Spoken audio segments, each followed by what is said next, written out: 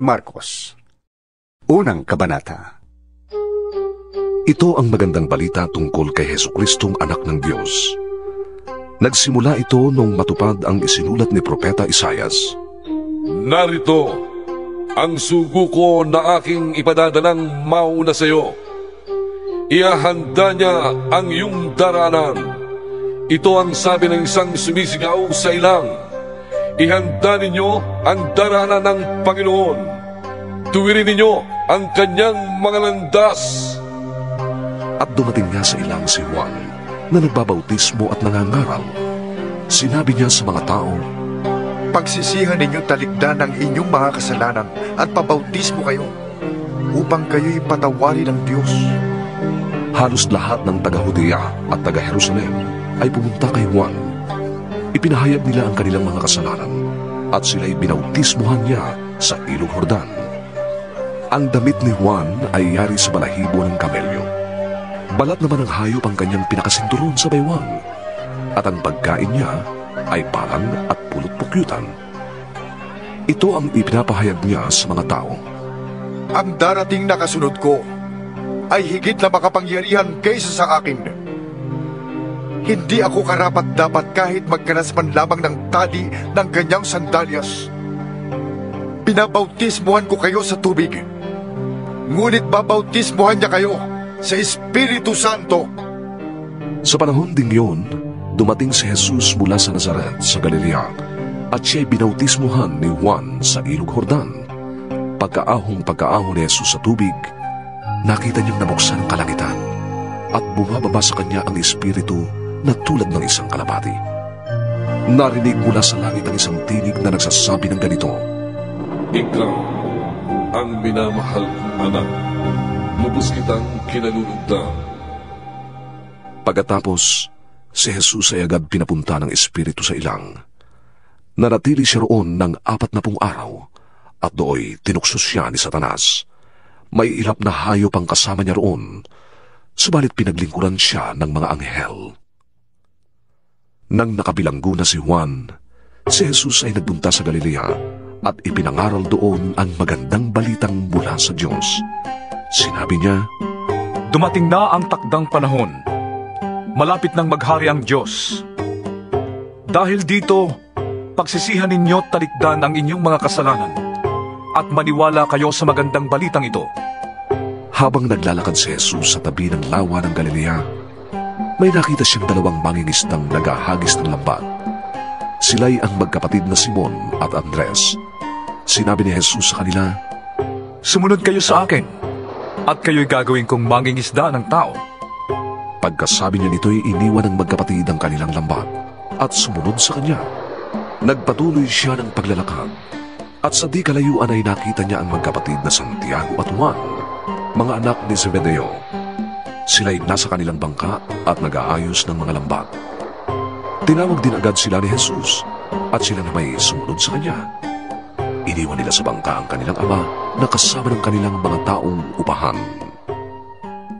Nagpunta si Jesus sa Capernaum at nang sumunod na araw ng pamamahinga ay pumasok agad si Jesus sa sinagoga at nagturo. Namangha ang mga tao sapagkat nagtuturo siya ng may kapangyarihan, hindi tulad ng mga tagapagturo ng kautusan. Bigla namang pumasok sa sinagoga ang isang lalaking sinasaliban ng masamang espiritu. Siya'y sumigaw, Anong pakialam mo sa amin? Jesus na taga Nazaret, naparito ka ba upang kami puksain? Kilala kita, ikaw ang banal na mula sa Diyos. Ngunit iniutos ni Jesus sa masamang espiritu, tumahimik ka. Lumabas ka sa kanya. Pinangisay ng masamang espiritu ang lalaki at pagkatapos ay lumabas na sumisigaw. Nang gilalas ang lahat, kaya't sila'y nagtanungan, ano ito? Bagong katuruan at makapangyarihan pa. Nautusan niya pati ang masasamang espiritu at sumusunod naman ang mga ito sa kanya. Mabilis na kumalat sa buong Galilea ang balita tungkol kay Jesus. Mula sa sinagoga, nagtuloy agad sila sa bahay ni Simon at Andres, kasama sina Santiago at Juan. Nakaratay noon ang biyena ni Simon dahil sa lagnat, at ito'y ipinaalam nila agad kay Jesus. Kaya't nilapitan ni Jesus ang babae, hinawakan sa kamay at ibinangon.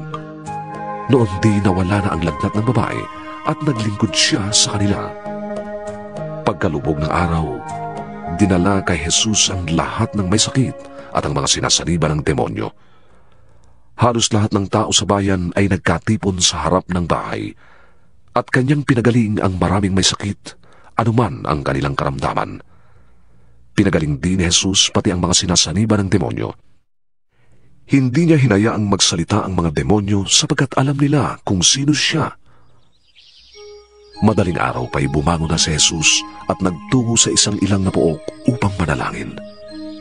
Hinanap siya ni na Simon at ng mga kasama nito at nang siya'y matagpuan, sinabi nila, "Hinahanap po kayo ng lahat."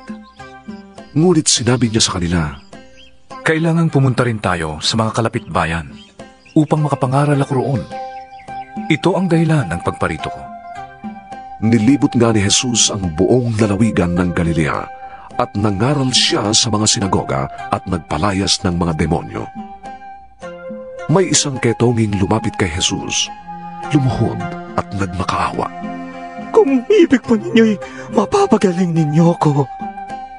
Nahabag si Jesus sa ketongin, kaya't hinawakan niya ito at sinabi, Oo, ibig ko. Gumaling ka. Noon di nawala ang ketong ng lalaki at siya'y gumaling. Pagkatapos, pinaalis siya agad ni Jesus at pinagbilinan ng ganito, Huwag mong sasabihin ito kanino man. Sa halip ay magpasuri ka sa pari at pagkatapos ay maghandog ka ayon sa iniutos ni Moises. Gawin mo ito bilang patunay sa mga tao na ikaw ay magaling na. Ngunit pagkaalis ng lalaki ay kanyang ipinabalita ang nangyari sa kanya. Dahil dito, hindi na hayagang makapasok ng bayan si Jesus. Nanatili na lamang siya sa labas ng bayan. Doon siya pinupuntahan ng mga tao buhat sa iba't ibang dako. Ikalawang kabanata. Pagkalipas ng ilang araw, bumalik si Jesus sa Capernaum at kumalat ang balitang siya'y nasa bahay. Nagkatipon doon ang napakaraming tao, kaya't wala na silang matayuan kahit sa labas ng pintuan. Habang nangangaral si Jesus, may dumating na 4 na taong may dalang isang paralitiko. Hindi nila mailapit ang paralitiko kay Jesus dahil sa dami ng tao, kaya't binakbak nila ang bubong sa tapat niya at ibinaba ang paralitikong nakaratay sa higaan. Nang makita ni Jesus kung gaano kalaki ang kanilang pananalig sa kanya, sinabi niya sa paralitiko, Anak, pinapatawad na ang mga kasalanan mo. May nakaupo roong ilang tagapagturo ng kautusan na nag-isip ng ganito, Bakit siya nagsasalita ng ganoon? Kalapastanganan sa Diyos yun. Hindi ba't ang Diyos lamang ang makapagpapatawad ng kasalanan? Alam ni Jesus ang kanilang iniisip, kaya't sinabi niya agad, Bakit kayo nag-iisip ng ganyan? Alin ba ang mas madali? Ang sabihin sa paralitiko, pinapatawad na ang mga kasalanan mo? O ang sabihin sa kanya, tumindig ka, dalhin mo ang iyong higaan at lumakad ka na? Patutunayan ko sa inyo na dito sa lupa, ang anak ng tao ay may kapangyarihang magpatawad ng mga kasalanan. At sinabi niya sa paralitiko, Tumindig ka, dalhin mo ang iyong higaan, at umuwi ka na. Tumindig nga ang paralitiko. Kaagad niyang binuhat ang kanyang higaan at umalis. Ang lahat ng naroroon ay pawang ng gilalas at nagpuri sa Diyos. Sinabi nila, Ngayon lamang kami nakakita ng ganito. Nagbalik si Jesus sa baybayin ng lawa ng Galilea. Nilapitan siya doon ng napakaraming tao at sila'y kanyang tinuruan. Pagkatapos, nagpatuloy si Jesus sa kanyang paglalakad at nakita niyang nakaupo sa paningilan ng buwis si Levi na anak ni Alfeo. Sinabi sa kanya ni Jesus, Sumunod ka sa akin. Tumindig naman si Levi at sumunod sa kanya. Nang si Jesus at ang kanyang mga alagad ay kumakain sa bahay ni Levi, kasalo nila ang mga maniningil ng buwis at mga makasalanang sumunod sa kanya. Nang makita ito ng ilang tagapagturo ng kautusan na kabilang sa pangkat ng mga Parisiyo, tinanong nila ang kanyang mga alagad, Bakit siya sumasalo sa mga maniningil ng buwis at sa mga makasalanan? Narinig ito ni Jesus, kaya't siya ang sumagot. Hindi nangangailangan ng doktor ang walang sakit, kundi ang may sakit. Naparito ako upang tawagin ang mga makasalanan, hindi ang mga banal. Minsan, nag-aayuno ang mga alagad ni Juan na tagapagbautismo at ang mga Parisiyo. May lumapit kay Jesus at nagtanong, Bakit po hindi nag-aayuno ang inyong mga alagad? Samantalang ang mga alagad ni Juan na tagapagbautismo at ng mga Parisiyo ay nag-aayuno. Sumagot si Jesus, Makakapag-ayuno ba ang mga panauhin sa kasalan habang kasama pa nila ang lalaking ikinasal? Hindi. Ngunit darating ang araw na kukunin ang lalaking ikinasal at saka pa lamang sila mag-aayuno. Walang nagtatagpi ng bagong tela sa lumang damit, sapagkat kapag umurong ang bagong tela, mababatak ang tinagpian at lalong lalaki ang punit. Wala ring naglalagay ng bagong alak sa lumang sisidlang balat, sapagkat papuputukin lamang ng alak ang sisidlang balat, at kapwa masasayang ang alak at ang sisidlan. Sa halip, ang bagong alak ay inilalagay sa bagong sisidlang balat. Isang araw ng pamamahinga, nagdaraan si Jesus at ang kanyang mga alagad sa triguhan at ang mga alagad ay kumikitil ng bunga. Sinabi ng mga Parisiyo kay Jesus, Tingnan mo ginagawa ng iyong mga alagad. Bawal yan kung araw ng pamamahinga. Sinagot naman sila ni Jesus, Hindi pa ba ninyo nababasa ang ginawa ni David noong panahong si Abiatar ang pinakapunong pari? Nang si David at ang kanyang mga kasamay magutom at walang makain, pumasok siya sa bahay ng Diyos at kumain ng tinapay na handog sa Diyos. Binigyan pa niya ang kanyang mga kasamahan. Ayon sa kautusan, ang mga pari lamang ang may karapatang kumain yon. Sinabi pa ni Jesus, Itinakda ang araw ng pamamahinga para sa kabutihan ng tao. Hindi nilikha ang tao para sa araw ng pamamahinga. Maging ang araw ng pamamahinga ay nasa ilalim ng kapangyarihan ng anak ng tao. Ikatlong kabanata. Muling pumasok si Jesus sa sinagoga. Naratnan niya roon ang isang lalaking paralisado ang isang kamay. May ilang tao naman doong nagmamasid kung pagagalingin ni Jesus ang lalaking yun sa araw ng pamamahinga upang may maiparatang sila laban sa kanya. Tinawag ni Jesus ang lalaking paralisado ang kamay. Halika rito sa unahan. Pagkatapos, tinanong naman niya ang mga tao, Alin ba ang naaayon sa kautusan? Ang gumawa ng mabuti o ang gumawa ng masama sa araw ng pamamahinga? Ang magligtas ng buhay o ang pumatay? Ngunit sila'y hindi sumagot. Tiningnan ni Jesus ang mga taong nakapaligid sa kanya. Galit at lungkot ang naramdaman niya dahil sa katigasan ng kanilang mga ulo. Pagkatapos, sinabi niya sa may sakit, Iunat mo ang iyong kamay.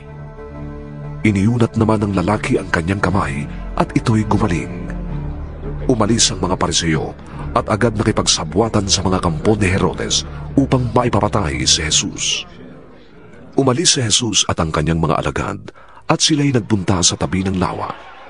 Sinundan siya roon ng napakaraming taong buhat sa Galilea, sa Judea, sa Jerusalem, sa Idumea, sa ibayo ng Jordan, at sa palibot ng Tiro at Sidon. Sumunod sila kay Jesus dahil nabalitaan nila ang lahat ng ginagawa niya. Inutusan ni Jesus ang kanyang mga alagad na maghanda ng isang bangkang magagamit niya upang hindi siya maipit ng mga taong dumaragsa. Dahil marami na siyang pinagaling, dinudumog siya ng lahat ng may sakit upang mahawakan man lamang siya. Bawat taong sinasaliban ng masamang espiritu na makakita sa kanya ay nagpapatira pa sa harapan niya at sumisigaw, Ikaw ang anak ng Diyos!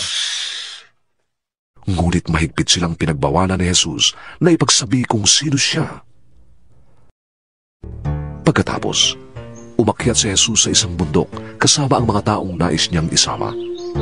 Buhat sa mga taong iyon ay pumili siya ng 12 upang maging kasakasama niya at sila'y tinawag niyang mga apostol.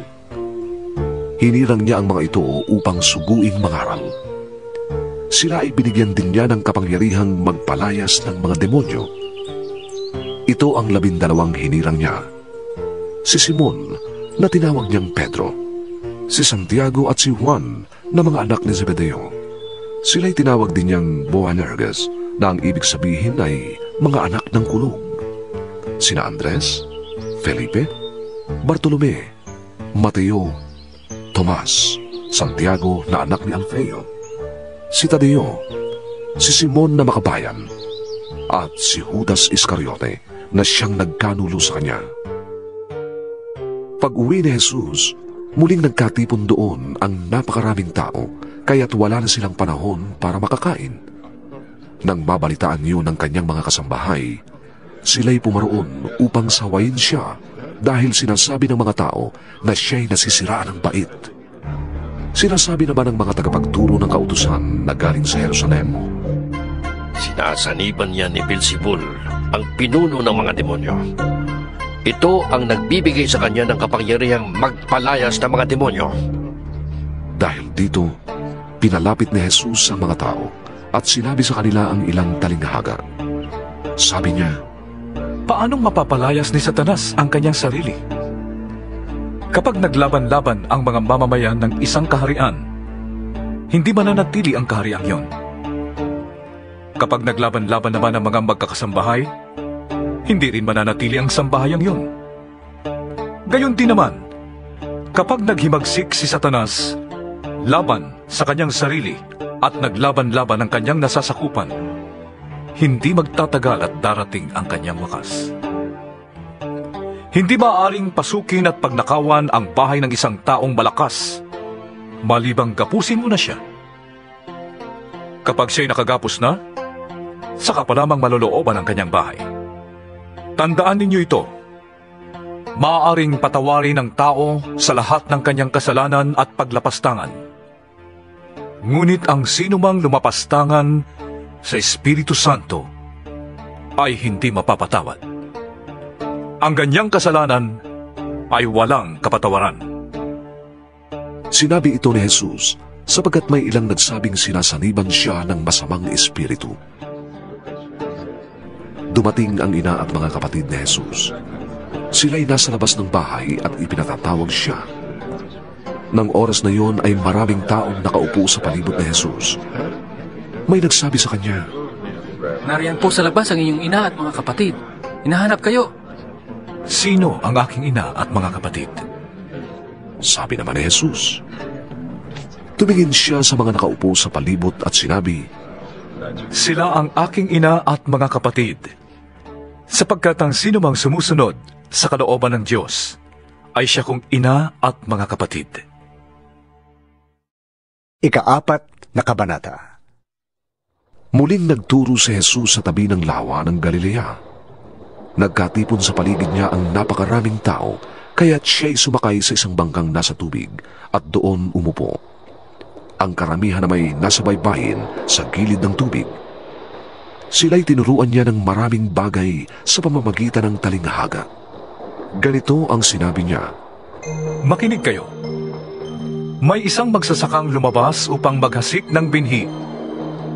Sa kanyang paghasik ay may mga binhing nalaglag sa daan. Dumating ang mga ibon at tinuka ang mga yon. May mga binhi namang nalaglag sa batuhan. Agad sumibol ang mga binhing yon sapagkat manipis lamang ang lupa doon.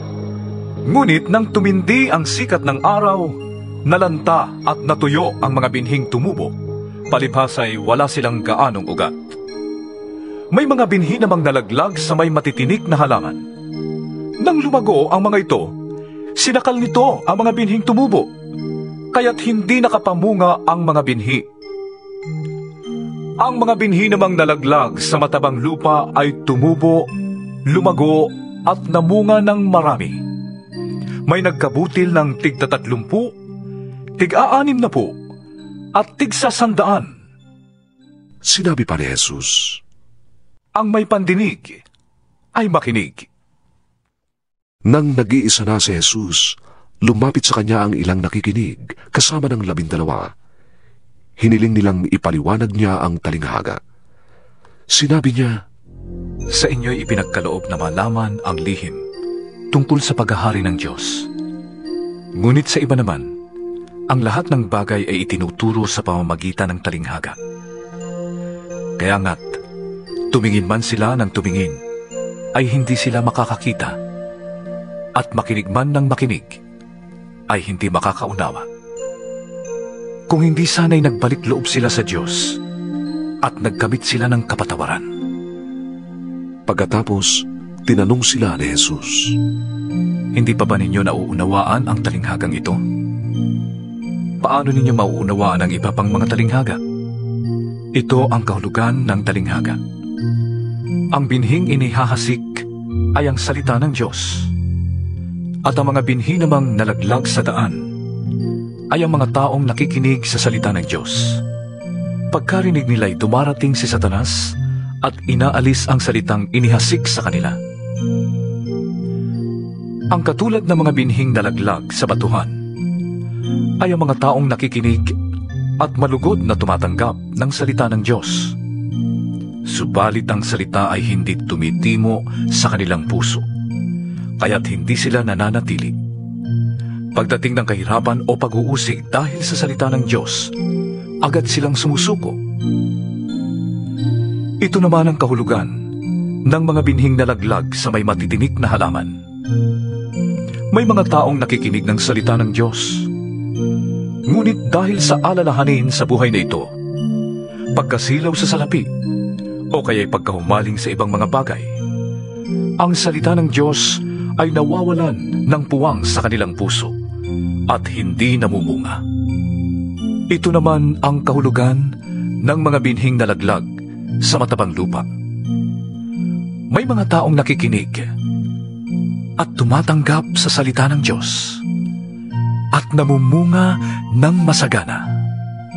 May tig-30, may tig-60, at may tig-100.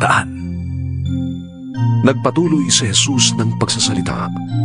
Sinabi niya, Sinisindihan ba ang ilawan para itago sa ilalim ng takalan?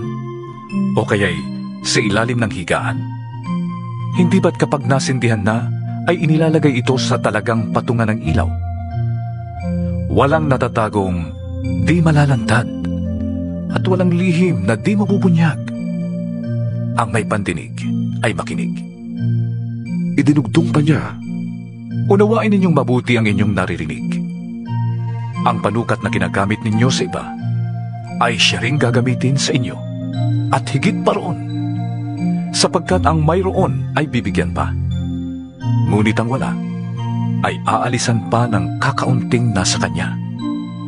Sinabi pa ni Jesus, Ang paghahari ng Diyos ay may tutulad sa isang taong nagasik ng binhi sa kanyang bukid. Pagkatapos niyang magasik, natutulog siya kung gabi at bumabangon kung araw. Samantala, patuloy namang tumutubo ang binhi at lumalago ang halaman sa paraang hindi niya nalalaman. Ang lupa ang nagpapasibol at nagpapabunga sa mga pananim. Usbong muna ang lumilitaw, saka ang tangkay. Pagkatapos, nahihitik ito sa butil. Kapag hinog na ang mga butil, agad niya itong ipagagapas, sapagkat panahon na para anihin. Saan pa natin maihahambing ang paghahari ng Diyos? tanong ni Jesus, Anong talinghaga ang gagamitin natin upang mailarawan ito? Ang katulad nito ay buto ng mustasa na siyang pinakamaliit sa lahat ng binhi. Kapag ito'y itinanim, ito'y lumalago at nagiging pinakamalaki sa lahat ng halaman. Ito'y nagkakasanga ng mayabong, kaya't ang mga ibon ay nakakapagpugad sa lilim nito. Ipinangaral ni Jesus sa kanila ang salita sa pamamagitan ng maraming talinghagang tulad nito ayon sa makakaya ng kanilang pangunawa. Hindi siya nangaral sa kanila nang hindi gumagamit ng talinghaga, ngunit ipinaliwanag niya ng sarilinan sa kanyang mga alagad ang lahat ng bagay. Kinagabihay sinabi ni Jesus sa mga alagad, Tumawid tayo sa ibayo. Kaya't iniwan nila ang mga tao at sumakay sila sa bangkang sinasakyan ni Jesus upang tumawid ng lawa. May iba pang mga bangkang sumabay sa kanila. Inabot sila ng malakas na unos, kaya't ang bangkang sinasakyan nila'y hinampas ng malalaking alon. ito'y halos mapuno na ng tubig. Si Jesus ay natutulog doon sa may ulihan ng bangka, nakahilid sa isang unan. Ginising siya ng mga alagad. Puro! Sabi nila, Wala bang anuman sa inyo kahit na mapahamak tayo? bumangon si Jesus at iniutos sa hangin. Tigil! At sinabi sa lawa, Tumahimik ka! tumigil nga ang hangin at tumahimik ang lawa. Pagkatapos, sinabi niya sa mga alagad, Bakit kayo natatakot? Hanggang ngayon ba'y wala pa kayong pananampalataya? Natakot sila ng labis at ng gilalas. Wika nila sa isa't isa. Sino kaya ito? Pati hangin at lawa ay sumusunod sa kanya. Ikalimang kabanata. Dumating sila sa ibayo ng lawa sa lupain ng mga Geraseno. Pagkababa ni Jesus sa bangka, siya'y sinalubong ng isang lalaking galing sa libingan. Ang lalaking ito'y sinasaniban ng masamang espiritu at nakatira sa mga libingan. Hindi na siya maigapos. Madalas siyang gapusin ng tanikala sa kamay at paa, ngunit nilalagot lamang niya ang mga ito. Araw-gabi nagsisisigaw siya sa libingan at sa kabuntukan, at sinusugatan din niya ng bato ang kanyang sarili. Malayo pa'y natanaw na niya si Jesus. Patakbo siyang lumapit at nagpatira pa sa harapan nito. Sumigaw siya ng malakas. Jesus! Anak ng katastasang Diyos! Anong pakialam mo sa akin? Alang-alang sa Diyos, huwag mo kong pahirapan! Sinabi niya ito sapagkat iniutos ni Jesus. Masamang espiritu, lumabas ka sa taong ito. Tinanong siya ni Jesus, Ano ang pangalan mo? Bulutong, sapagkat marami kami! tugon niya. At nakiusap siya kay Jesus na huwag silang palayasin sa pook na yun. Doon naman sa libis ng bundok ay may malaking kawan ng mga baboy na nagsisikain. Nagmakaawa kay Jesus ang masasamang espiritu. Papasukin mo na lamang kami sa mga baboy! At sila na may pinahintulutan niya. Lumabas nga sa tao ang masasamang espiritu at pumasok sa mga baboy. Ang kawan na may 2,000 ay sumibad ng takbo papunta sa lawa, nahulog sa tubig at nalunod. Nagtatakbo ang mga tagapag-alaga ng kawan ng baboy at ibinalita sa bayan at sa karatig na pook ang mga pangyayari. Pumunta ang mga tao sa kinaroroonan ni Jesus upang alamin ang tunay na nangyari. Paglapit nila kay Jesus, nakita nila ang lalaking dating sinasaniban ng mga demonyo. Nakaupo ito, nakadamit at matinuna ang isip, at sila'y natakot. Isinalaysay sa kanila ng mga nakakita ang nangyari sa dating sinasaniban ng demonyo at ang sinapit ng mga baboy.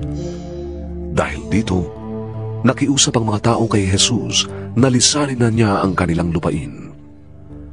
Nang sumasakay na si Jesus sa bangka, nakiusap ang dating sinasaniban ng mga demonyo na isama siya. Ngunit hindi pumayag si Jesus. Sa halip ay sinabi niya sa lalaki, Umuwi ka at sabihin mo sa iyong mga kamag-anak ang lahat ng ginawa sa iyo ng Panginoon at kung paanong nahabag siya sa iyo. Umalis ang lalaki at ipinamalita sa buong Decapolis ang ginawa sa kanya ni Jesus. Namangha ang bawat nakarinig noon. Si Jesus ay sumakay sa bangka at bumalik sa kabilang ibayo. Nasa baybay pa lamang siya ng lawa ay dinumog na siya ng napakaraming tao. Dumating ang isang tagapamahala ng sinagoga na ang pangalan ay Jairo. Pagkakita kay Jesus, siya'y lumuhod sa paanan nito at nagmakaawa. Nag-aagaw buhay po ang anak kong dalagita. Para na ninyong awa, sumama kayo sa akin at ipatong ninyo sa kaniya ang inyong kamay upang gumaling siya at mabuhay. Sumama naman si Jesus. Sumunod sa kanya ang napakaraming tao, kaya't nasisiksik siya sa magkabilang panig. Kasama roon ang isang babaeng 12 taon nang dinudugo. Hirap na siya sa sakit na yun at marami ng doktor ang tumingin sa kanya. Naubos na ang kanyang ari-arian sa kapapagamot, ngunit hindi pa rin siya gumagaling. Sa halip ay lalo pang lumalala ang kanyang karamdaman. Nabalitaan niya ang tungkol kay Jesus, kaya't nakipagsiksikan siya hanggang sa makalapit sa likuran ni Jesus at hinawakan ang damit nito. Sapagkat ganito ang nasa isip niya. Mahawakan ko lang ang kanyang damit, ay gagaling na ako. Bigla kang tumigil ang kanyang pagdurugo at naramdaman niyang magaling na siya. Naramdaman naman ni Jesus na may kapangyarihang lumabas sa kanya, kaya't bumalin siya agad sa mga tao at nagtanong, Sino ang humawak sa aking damit? Sumagot ang kanyang mga alagad. Nakikita po ninyong napakaraming nagsisiksikan sa paligid ninyo. Bakit pa ninyo tinatanong kung sino ang humawak sa damit ninyo? Subalit patuloy na lumingon-lingon si Jesus sa paghahanap sa humawak sa kanya. Palibhas ay alam ng babae ang nangyari. Siya'y nanginginig sa takot na lumapit kay Jesus. Nagpatira pa at ipinagtapat ang buong katotohanan. Sinabi sa kanya ni Jesus, Anak, pinagaling ka ng iyong pananalig. Umuwi ka na at ipanatag mo ang iyong kalooban. Ikaw ay magaling na. Habang nagsasalita si Jesus, may ilang taong dumating mula sa bahay ni Jairo. Patay na po ang anak ninyo. Sabi nila, Huwag na po ninyong abalahin ang guro. Ngunit hindi pinansin ni Jesus ang kanilang sinabi. Sa halip, sinabi niya kay Jairo, Huwag kang mabahala. Manalig ka lamang. Wala siyang isinama kundi si Pedro at ang magkapatid na Santiago at Juan. Nang dumating sila sa bahay, nakita ni Jesus na nagkakagulo ang mga tao. May mga nagiiyakan at nananaghoy. Pagpasok niya ay kanyang sinabi, Bakit kayo nagkakagulo at nagiiyakan? Hindi patay ang bata? Natutulog lamang. Pinagtawanan siya ng mga tao. Pinalabas niya ang lahat maliban sa 3 alagad at sa ama at ina ng bata. Pumasok sila sa silid na kinaroroonan ng bata. Hinawakan ni Jesus ang kamay ng bata at sinabi, Talita kumi. Na ang ibig sabihin, Ineng, sinasabi ko sa iyo, bumangon ka. Noon di bumangon ang bata at lumakad. Siya'y 12 taon na at labis na namangha ang lahat. Mahigpit na ipinagbilin ni Jesus na huwag nilang sasabihin kanino man ang nangyari. Pagkatapos, iniutos niyang bigyan ng pagkain ang bata. Ika-6 na kabanata. Umalis doon si Jesus kasama ang kanyang mga alagad at umuwi sa sariling bayan. Pagdating ng araw ng pamamahinga ay nagturo siya sa sinagoga. Maraming tao ang nakarinig sa kanya at sa kanilang pagkamanghay nasabi nila, Saan niya natutuhan ang lahat ng yan? Anong karunungan itong ipinagkaloob sa kanya? Paano siya nakakagawa ng mga himala? Hindi ba itong karpenterong anak ni Maria at kapatid ni na Santiago, Jose, Judas at Simon? Taga rito rin ang kanyang mga kapatid na babae, hindi ba? At siya'y tinanggihan nila. Dahil dito, sinabi ni Jesus sa kanila, Ang isang propeta ay iginagalang kahit saan, maliban ng kanyang mga kababayan, mga kamag-anak at mga kasambahay. Hindi siya nakagawa ng himala roon, maliban sa ilang may sakit na kanyang pinatungan ng kamay at pinagaling. Namangha siya dahil hindi sila naniwala sa kanya. Nilibot ni Jesus ang mga nayon sa paligid at nagturo roon. Tinawag niya ang 12 at sinugo sila ng 12. Sila ay binigyan niya ng kapangyarihang magpalayas ng masasamang espiritu. At inatasan ng ganito, Sa inyong paglalakbay, huwag kayong magdadala ng anuman maliban sa tungkod. Huwag kayong magdadala ng pagkain, supot o pera. Magsuot kayo ng sandalyas, ngunit huwag kayong magdadala ng bisan. Sinabi rin niya sa kanila, Sa isang bahay lamang kayo makituloy hanggang sa umalis kayo sa bayang yon. Kung ayaw kayong tanggapin o pakinggan sa isang puok, umalis kayo roon at ipagpag ninyo ang alikabok sa inyong mga paa bilang babala sa mga taga roon. Humayo nga ang 12 at nangaral na ang mga tao ay dapat na magsisi at tumalikod sa kanilang mga kasalanan. Pinalayas nila ang mga demonyo sa mga sinasaniban ng mga ito. Pinahira nila ng langis ang maraming may sakit at gumaling ang mga ito. Nakarating kay Haring Herodes ang balita tungkol kay Jesus sapagkat bantog na ito. May nagsasabi, "Yun ay si Juan na tagapagbautismo. Siya'y muling nabuhay, kaya siya nakakagawa ng mga himala." May nagsasabi naman, "Si Elias yun." At may iba pang nagsasabi, "Siya ay isang propeta, katulad ng mga propeta noong unang panahon." Nang ito'y marinig ni Herodes, sinabi niya, "Muling nabuhay si Juan na pinapugutan ko ng ulo?" Si Herodes ang nagpahuli at nagpabilanggo kay Juan dahil kay Herodias, ang babaeng kanyang kinakasama, gayong ito'y asawa ng kapatid niyang si Felipe. Laging sinasabi sa kanya ni Juan, "Hindi tamang kasambahay ninyong asawa ng inyong kapatid." Kaya't si Herodias ay nagkimkim ng galit kay Juan at ibig niya itong ipapatay. Ngunit hindi niya ito magawa dahil natatakot si Herodes kay Juan. Alam ni Herodes na si Juan ay taong matuwid at banal, kaya't sinikap niyang huwag itong mapahamak. Gustong-gusto niyang makinig kay Juan kahit na labis siyang nalilito sa mga sinasabi nito. Nagkaroon si Herodias ng pagkakataong ipapatay si Juan nang sumapit ang kaarawan ni Herodes. Nagpahanda si Herodes ng malaking handaan at inanyayahan niya ang kanyang mga kagawad, mga pinuno ng hukbo, at ang mga pangunahing mamamayan ng Galilea. Pumasok ang anak na babae ni Herodias at nagsayaw. Labis na nasiyahan si Herodes at ang mga panauhin, kaya't sinabi ng hari sa dalaga, "Hingin mo ang anumang ibig mo at ibibigay ko sa iyo." Naisumpa pa niya sa dalaga, "Ibibigay ko sa iyo ang anumang hingin mo, kahit pa ang kalahati ng aking kaharian." Lumabas ang dalaga at tinanong ang kanyang ina, "Ano po ang hihingin ko?" "Ang ulo ni Juan na tagapagbautismo." Sagot ng ina. Dali-daling nagbalik ang dalaga sa kinaroroonan ng hari. "Ang ibig ko po ay ibigay niyo sa akin ngayon din ang ulo ni Juan na tagapagbautismo sa isang pinggan." Sabi niya. Labis na nalungkot ang hari, subalit dahil sa kanyang sumpang narinig ng mga panauhin, hindi niya matanggihan ang dalaga. Kaagad niyang iniutos sa isang kawal na dalhin sa kanya ang ulo ni Juan. Sumunod ang kawal at pinugutan nga si Juan sa bilangguan. Inilagay niya ang ulo sa isang pinggan at ibinigay sa dalaga. Ibinigay naman yun ng dalaga sa kanyang ina. Nang mabalitaan ito ng mga alagad ni Juan, kinuha nila ang kanyang bangkay at inilibing. Bumalik kay Jesus ang mga apostol at iniulat nila sa kanya ang lahat ng kanilang ginawa at itinuro. Napakaraming taong dumarating at umaalis, kaya't hindi na nila makuhang kumain. Kaya't sinabi ni Jesus sa mga alagad, "Magtungo tayo sa isang ilang na puok upang malayo tayo sa karamihan at makapagpahinga kayo ng kaunti."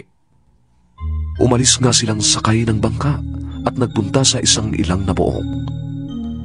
Ngunit maraming nakakita sa kanilang pag-alis at sila'y nakilala.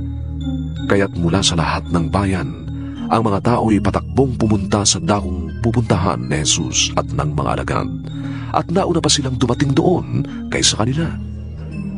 Pagbaba ni Jesus sa bangka, nakita niya ang napakaraming tao. Nahabag siya sa kanila, sapagkat para silang mga tupang walang pastol, at sila'y tinuruan niya ng maraming bagay. Nang dapit hapon na, lumapit sa kanya ang mga alagad at sinabi, "Ilang ang pook na ito at malapit na lumubog ang araw. Paalisin na po ninyo ang mga tao upang makapunta sila sa mga karatig nayon at bayan at makabili ng pagkain." Ngunit sinabi sa kanila ni Jesus, "Kayo ang magpakain sa kanila." Sumagot ang mga alagad, "Bibili po ba kami ng halagang 200 dinaryong tinapay para mapakain ang mga taong ito?" "Ilan ang dala ninyong tinapay? Tingnan nga ninyo." Sabi niya. Pagkatapos tingnan ay kanilang sinabi, 5 po at 2 isda. Iniutos ni Jesus sa mga alagad na paupuin ang mga tao ng pangkat-pangkat sa damuhan. Kaya't naupo ang mga tao ng tig-100 at tig-50 bawat umpok. Kinuha ni Jesus ang 5 tinapay at 2 isda, tumingala sa langit at nagpasalamat sa Diyos. Hinati-hati niya ang mga tinapay at ibinigay sa mga alagad upang ipamahagi sa mga tao. Hinati-hati rin niya ang 2 isda at ipinamahagi rin sa kanila. Nakakain ang lahat at nabusog. At nang tipunin ng mga alagad ang lumabis na pira-pirasong tinapay at isda, nakapuno sila ng 12 kaing. May 5,000 lalaki ang kumain. Agad pinasakay ni Jesus sa bangka ang kanyang mga alagad. Sila ay pinaunan niya sa Bethsaida, sa kabilang ibayo ng lawa, habang pinapauwi naman niya ang mga tao. Matapos magpaalam, umakyat siya sa bundok upang manalangin. Sumapit ang gabi. Nasa laot na noon ang bangka, habang si Jesus naman ay nag-iisa sa pampang. Nakita niyang nahihirapan sa pagsagwa ng kanyang mga alagad dahil pasalungat sila sa hangin. Nang madaling araw na, sumunod sa kanila si Jesus na naglalakad sa ibabaw ng tubig. Nang malapit na siyang lumampas sa mga alagad, nakita ng mga ito na siya ay lumalakad sa ibabaw ng tubig.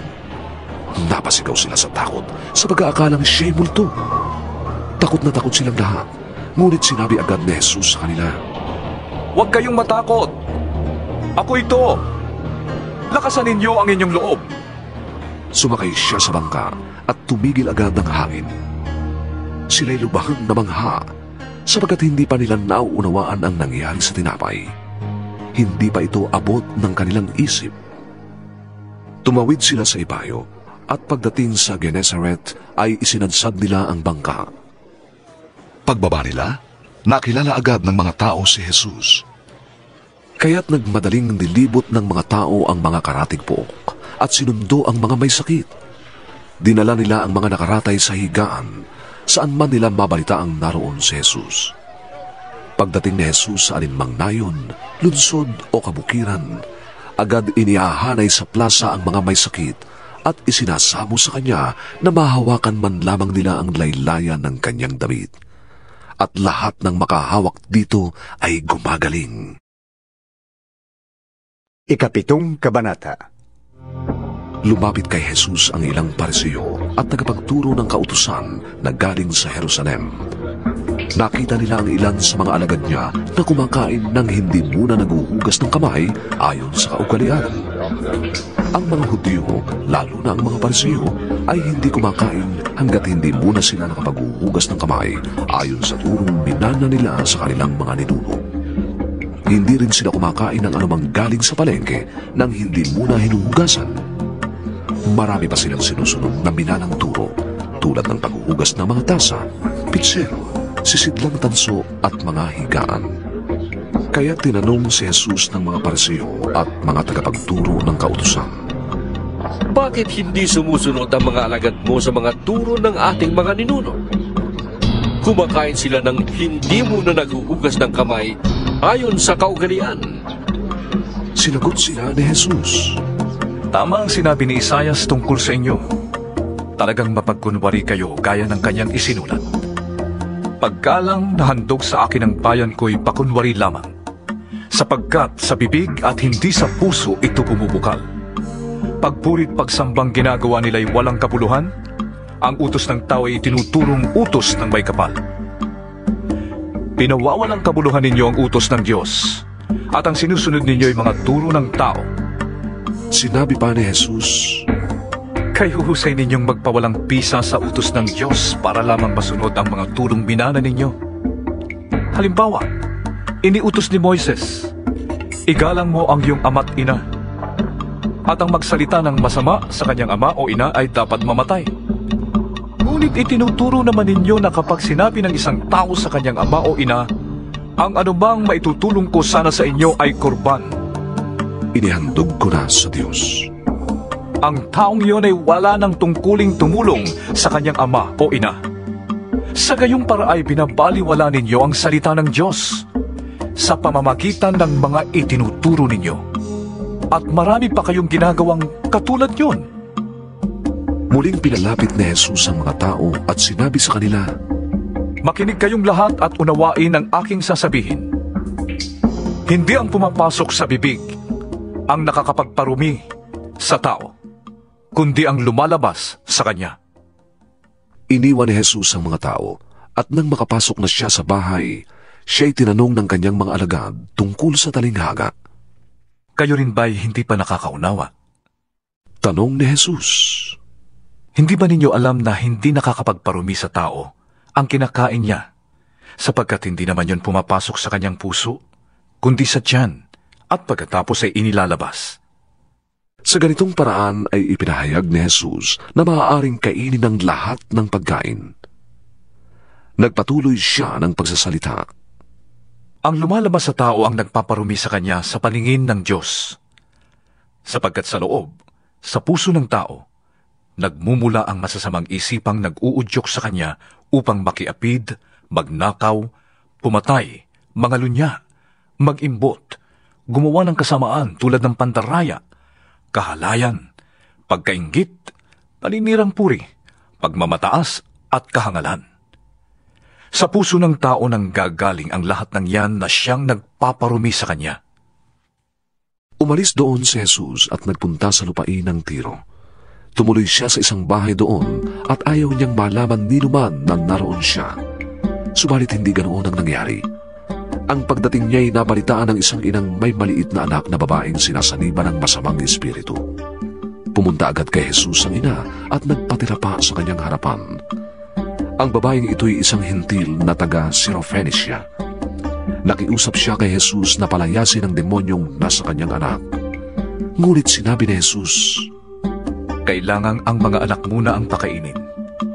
Hindi dapat kunin ang pagkain ng mga anak upang ihagis sa mga aso. Tunay nga po, Panginoon. Tugon ng babae. Ngunit kinakain ng mga asong nasa ilalim ng mesa ang tira ng mga anak. Kaya't sinabi sa kanya ni Jesus, dahil sa sinabi mo, maaari ka nang umuwi. Iniwan na ng demonyo ang iyong anak. Umuwi ang babae at naratnan niya sa higaan ng bata. Iniwan na nga ito ng demonyo. Pagbalik ni Jesus mula sa lupain ng Tiro, dumaan siya sa Sidon at nagtuloy sa lawa ng Galilea matapos tahakin ang lupain ng Decapolis. Dinala ng mga tao sa kanya ang isang lalaking bingi at utal at nakiusap sila sa kanya na ipatong niya rito ang kanyang kamay. Inilayo muna ni Jesus karamihan ng lalaki at isinuot ang kanyang mga daliri sa mga tainga nito. Pagkatapos, nilawayan ni Jesus ang kanyang daliri at ipinahid sa dila nito. Tumingala si Jesus sa langit at nagbuntong hininga. Pagkatapos, sinabi niya sa lalaki, Ephata, na ang ibig sabihin, mabuksan. Noon di nakarinig ang lalaki at nakapagsalita ng malinaw. Sinabi ni Jesus sa mga taong huwag ipamalita ito. Ngunit habang pinagbabawalan niya ang mga tao, ay lalo naman nila itong ipinamamalita. Hangang nahanga ang lahat. Napakabuti ng lahat ng kanyang ginagawa.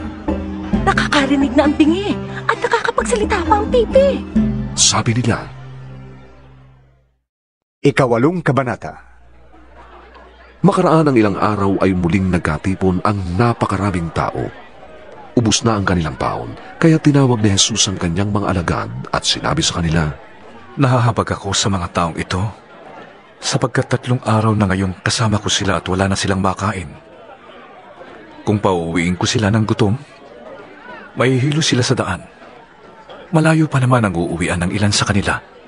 Saan naman po tayo kukuha rito sa ilang ng sapat na pagkain para sa ganitong karaming tao? Tugon ng mga alagad. Ilan pang tinapay ninyo riyan? Tanong ni Jesus. 7 lamang po. Sagot nila. Pinaupo ni Jesus sa lupa ang mga tao at kinuha ang 7 tinapay. Nagpasalamat siya sa Diyos. Hinati-hati ang mga tinapay at ibinigay sa mga alagad upang ipamahagi sa mga tao. Ganon nga ang ginawa ng mga alagad. Mayroon din silang ilang maliliit na isda. Muli siyang nagpasalamat sa Diyos at pagkatapos ay iniutos niyang ipamahagi din yun sa mga tao. Kumain ang lahat at nabusog. Nang tipunin nila ang lumabis, nakapuno sila ng 7 kaing. May 4,000 tao ang kumain. Matapos pauwiin ng mga tao, sumakay si Jesus sa bangka kasama ng kanyang mga alagad at nagtungo sila sa lupain ng Dalmanuta. May dumating na mga Parisiyo at nakipagtalo kay Jesus. Ibig nilang subukin siya, kaya't hiniling nilang magpakita siya ng isang himala mula sa langit. Napabuntong hininga ng malalim si Jesus at sinabi sa kanila, "Bakit naghahanap ng himala ang mga taong ito? Sinasabi ko sa inyo, hindi sila pakikitaan ng anumang tanda." Sila'y iniwan niya at pagkasakay sa bangka ay tumawid sa ibayo. Nakalimutan ng mga alagad na magdala ng tinapay at iisa na lamang ang tinapay nila sa bangka. Kaya't nang sabihin sa kanila ni Jesus, "Mag-ingat kayo sa libadura ng mga Pariseo at ni Herodes." Nag-usap-usap ang mga alagad. Wala kasi tayong dalang tinapay, kaya sinabi niya yon. Alam ni Jesus ang kanilang pinag-uusapan, kaya't sila ay tinanong niya, "Bakit ninyo pinag-uusapan kayo'y walang dalang tinapay? Hindi pa ba kayo nakakaintindi? Hindi pa ba ito abot ng inyong isip? Wala ba kayong mata? Wala ba kayong tenga? Nakalimutan na ba ninyo nang paghati-hatiin ko ang 5 tinapay para sa 5,000 tao? Ilang kaing ang napuno ninyo ng lumapis na pagkain?" 12 po. Tugon nila. "At nang paghati-hatiin ko ang 7 tinapay para sa 4,000 tao, ilang kaing ang napuno ninyo?" Tanong niya. 7 po. Tugon uli nila. "At hindi pa rin ba ninyo nauunawaan ito?" Wika niya. Pagdating nila sa Betsaida, dinala ng ilang tao kay Jesus ang isang bulag at pinakiusapan nilang pagalingin niya ito. Inakay niya ang bulag hanggang sa labas ng bayan at dooy pinahiran niya ng laway ang mga mata nito. Ipinatong niya ang kanyang kamay sa lalaki at tinanong, "May nakikita ka ba?" Tumingin ang lalaki at sumagot, "Nakakakita po ako ng mga tao na parang punong kahoy na naglalakad." Muling hinawakan ni Jesus ang mga mata ng bulag at ito'y tuminging mabuti. Nanumbalik ang kanyang paningin at nakakita na siya ng malinaw. Sinabi sa kanya ni Jesus, "Umuwi ka na. Huwag ka nang bumalik sa bayan." Si Jesus at ang kanyang mga alagad ay nagpunta sa mga nayon ng Cesarea ng Filipos. Habang sila'y naglalakbay, tinanong niya ang kanyang mga alagad, "Sino raw ako ayon sa mga tao?" Sumagot sila, "Ang sabi po ng ilan ay si Juan na tagapagbautismo kayo. Sabi naman ng iba, si Elias kayo. May nagsasabi namang isa kayo sa mga propeta." "Kayo naman, anong masasabi ninyo? Sino ako?" Tanong niya. Sumagot si Pedro, "Kayo po ang Mesiyas." "Huwag ninyong sasabihin kanino man kung sino ako." Mahigpit na utos niya sa kanila. Mula noon, ipinaalam na ni Jesus sa mga alagad ang mangyayari sa kanya. Sinabi niya, "Ang anak ng tao ay dapat magdanas ng maraming hirap. Siya itatakwil ng mga pinuno ng bayan, ng mga punong pari ng mga Hudyo at ng mga tagapagturo ng kautusan. Siya ipapapatay, ngunit muling mabubuhay sa 3 araw." Maliwanag ang sinabi niyang ito sa kanila, kaya't niyaya siya ni Pedro sa isang tabi at sinimulang sawayin. Ngunit paglingon ni Jesus at nakita ang ibang mga alagad, pinagsabihan niya si Pedro, "Umalis ka sa harap ko, Satanas. Ang iniisip mo'y hindi galing sa Diyos kundi sa tao." Pinalapit ni Jesus ang mga tao at ang kanyang mga alagad at sinabi sa kanila, "Kung ibig ni numang sumunod sa akin, kailangang talikuran niya ang kanyang sarili. Pasanin ang kanyang krus at sumunod sa akin. Ang naghahangad na magligtas ng kanyang buhay ay mawawala noon. Ngunit ang mawawala ng kanyang buhay alang-alang sa akin at sa magandang balita ay magkakamit niyon. Ano ba ang mapapala ng isang tao? Kamtan man niya ang buong daigdig kung mawawala naman ang kanyang buhay. Anong maibabayad ng isang tao para sa kanyang buhay? Kapag ako at ang aking mga salita ay ikinahiya ng sino man sa mga taksil at pakasalanang mga tao sa panahong ito, ikakahiya rin siya ng anak ng tao pagparito niya na taglay ang dakilang kapangyarihan ng kanyang ama at kasama ang mga banal na anghel. Ikasyam na kabanata.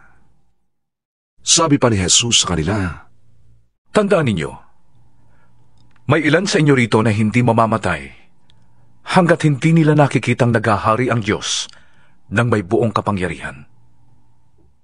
Pagkaraan ng 6 na araw, umakyat si Jesus sa isang mataas na bundok. Wala siyang isinama roon maliban kina Pedro, Santiago at Juan. Habang sila'y naroroon, nakita ng 3 na nagbagong anyo si Jesus. Nakakasilaw sa kaputian ng kanyang damit at walang sino man sa lupa na makakapagpaputi ng gayon. Nakita rin nila si Elias at si Moises na nakikipag-usap kay Jesus.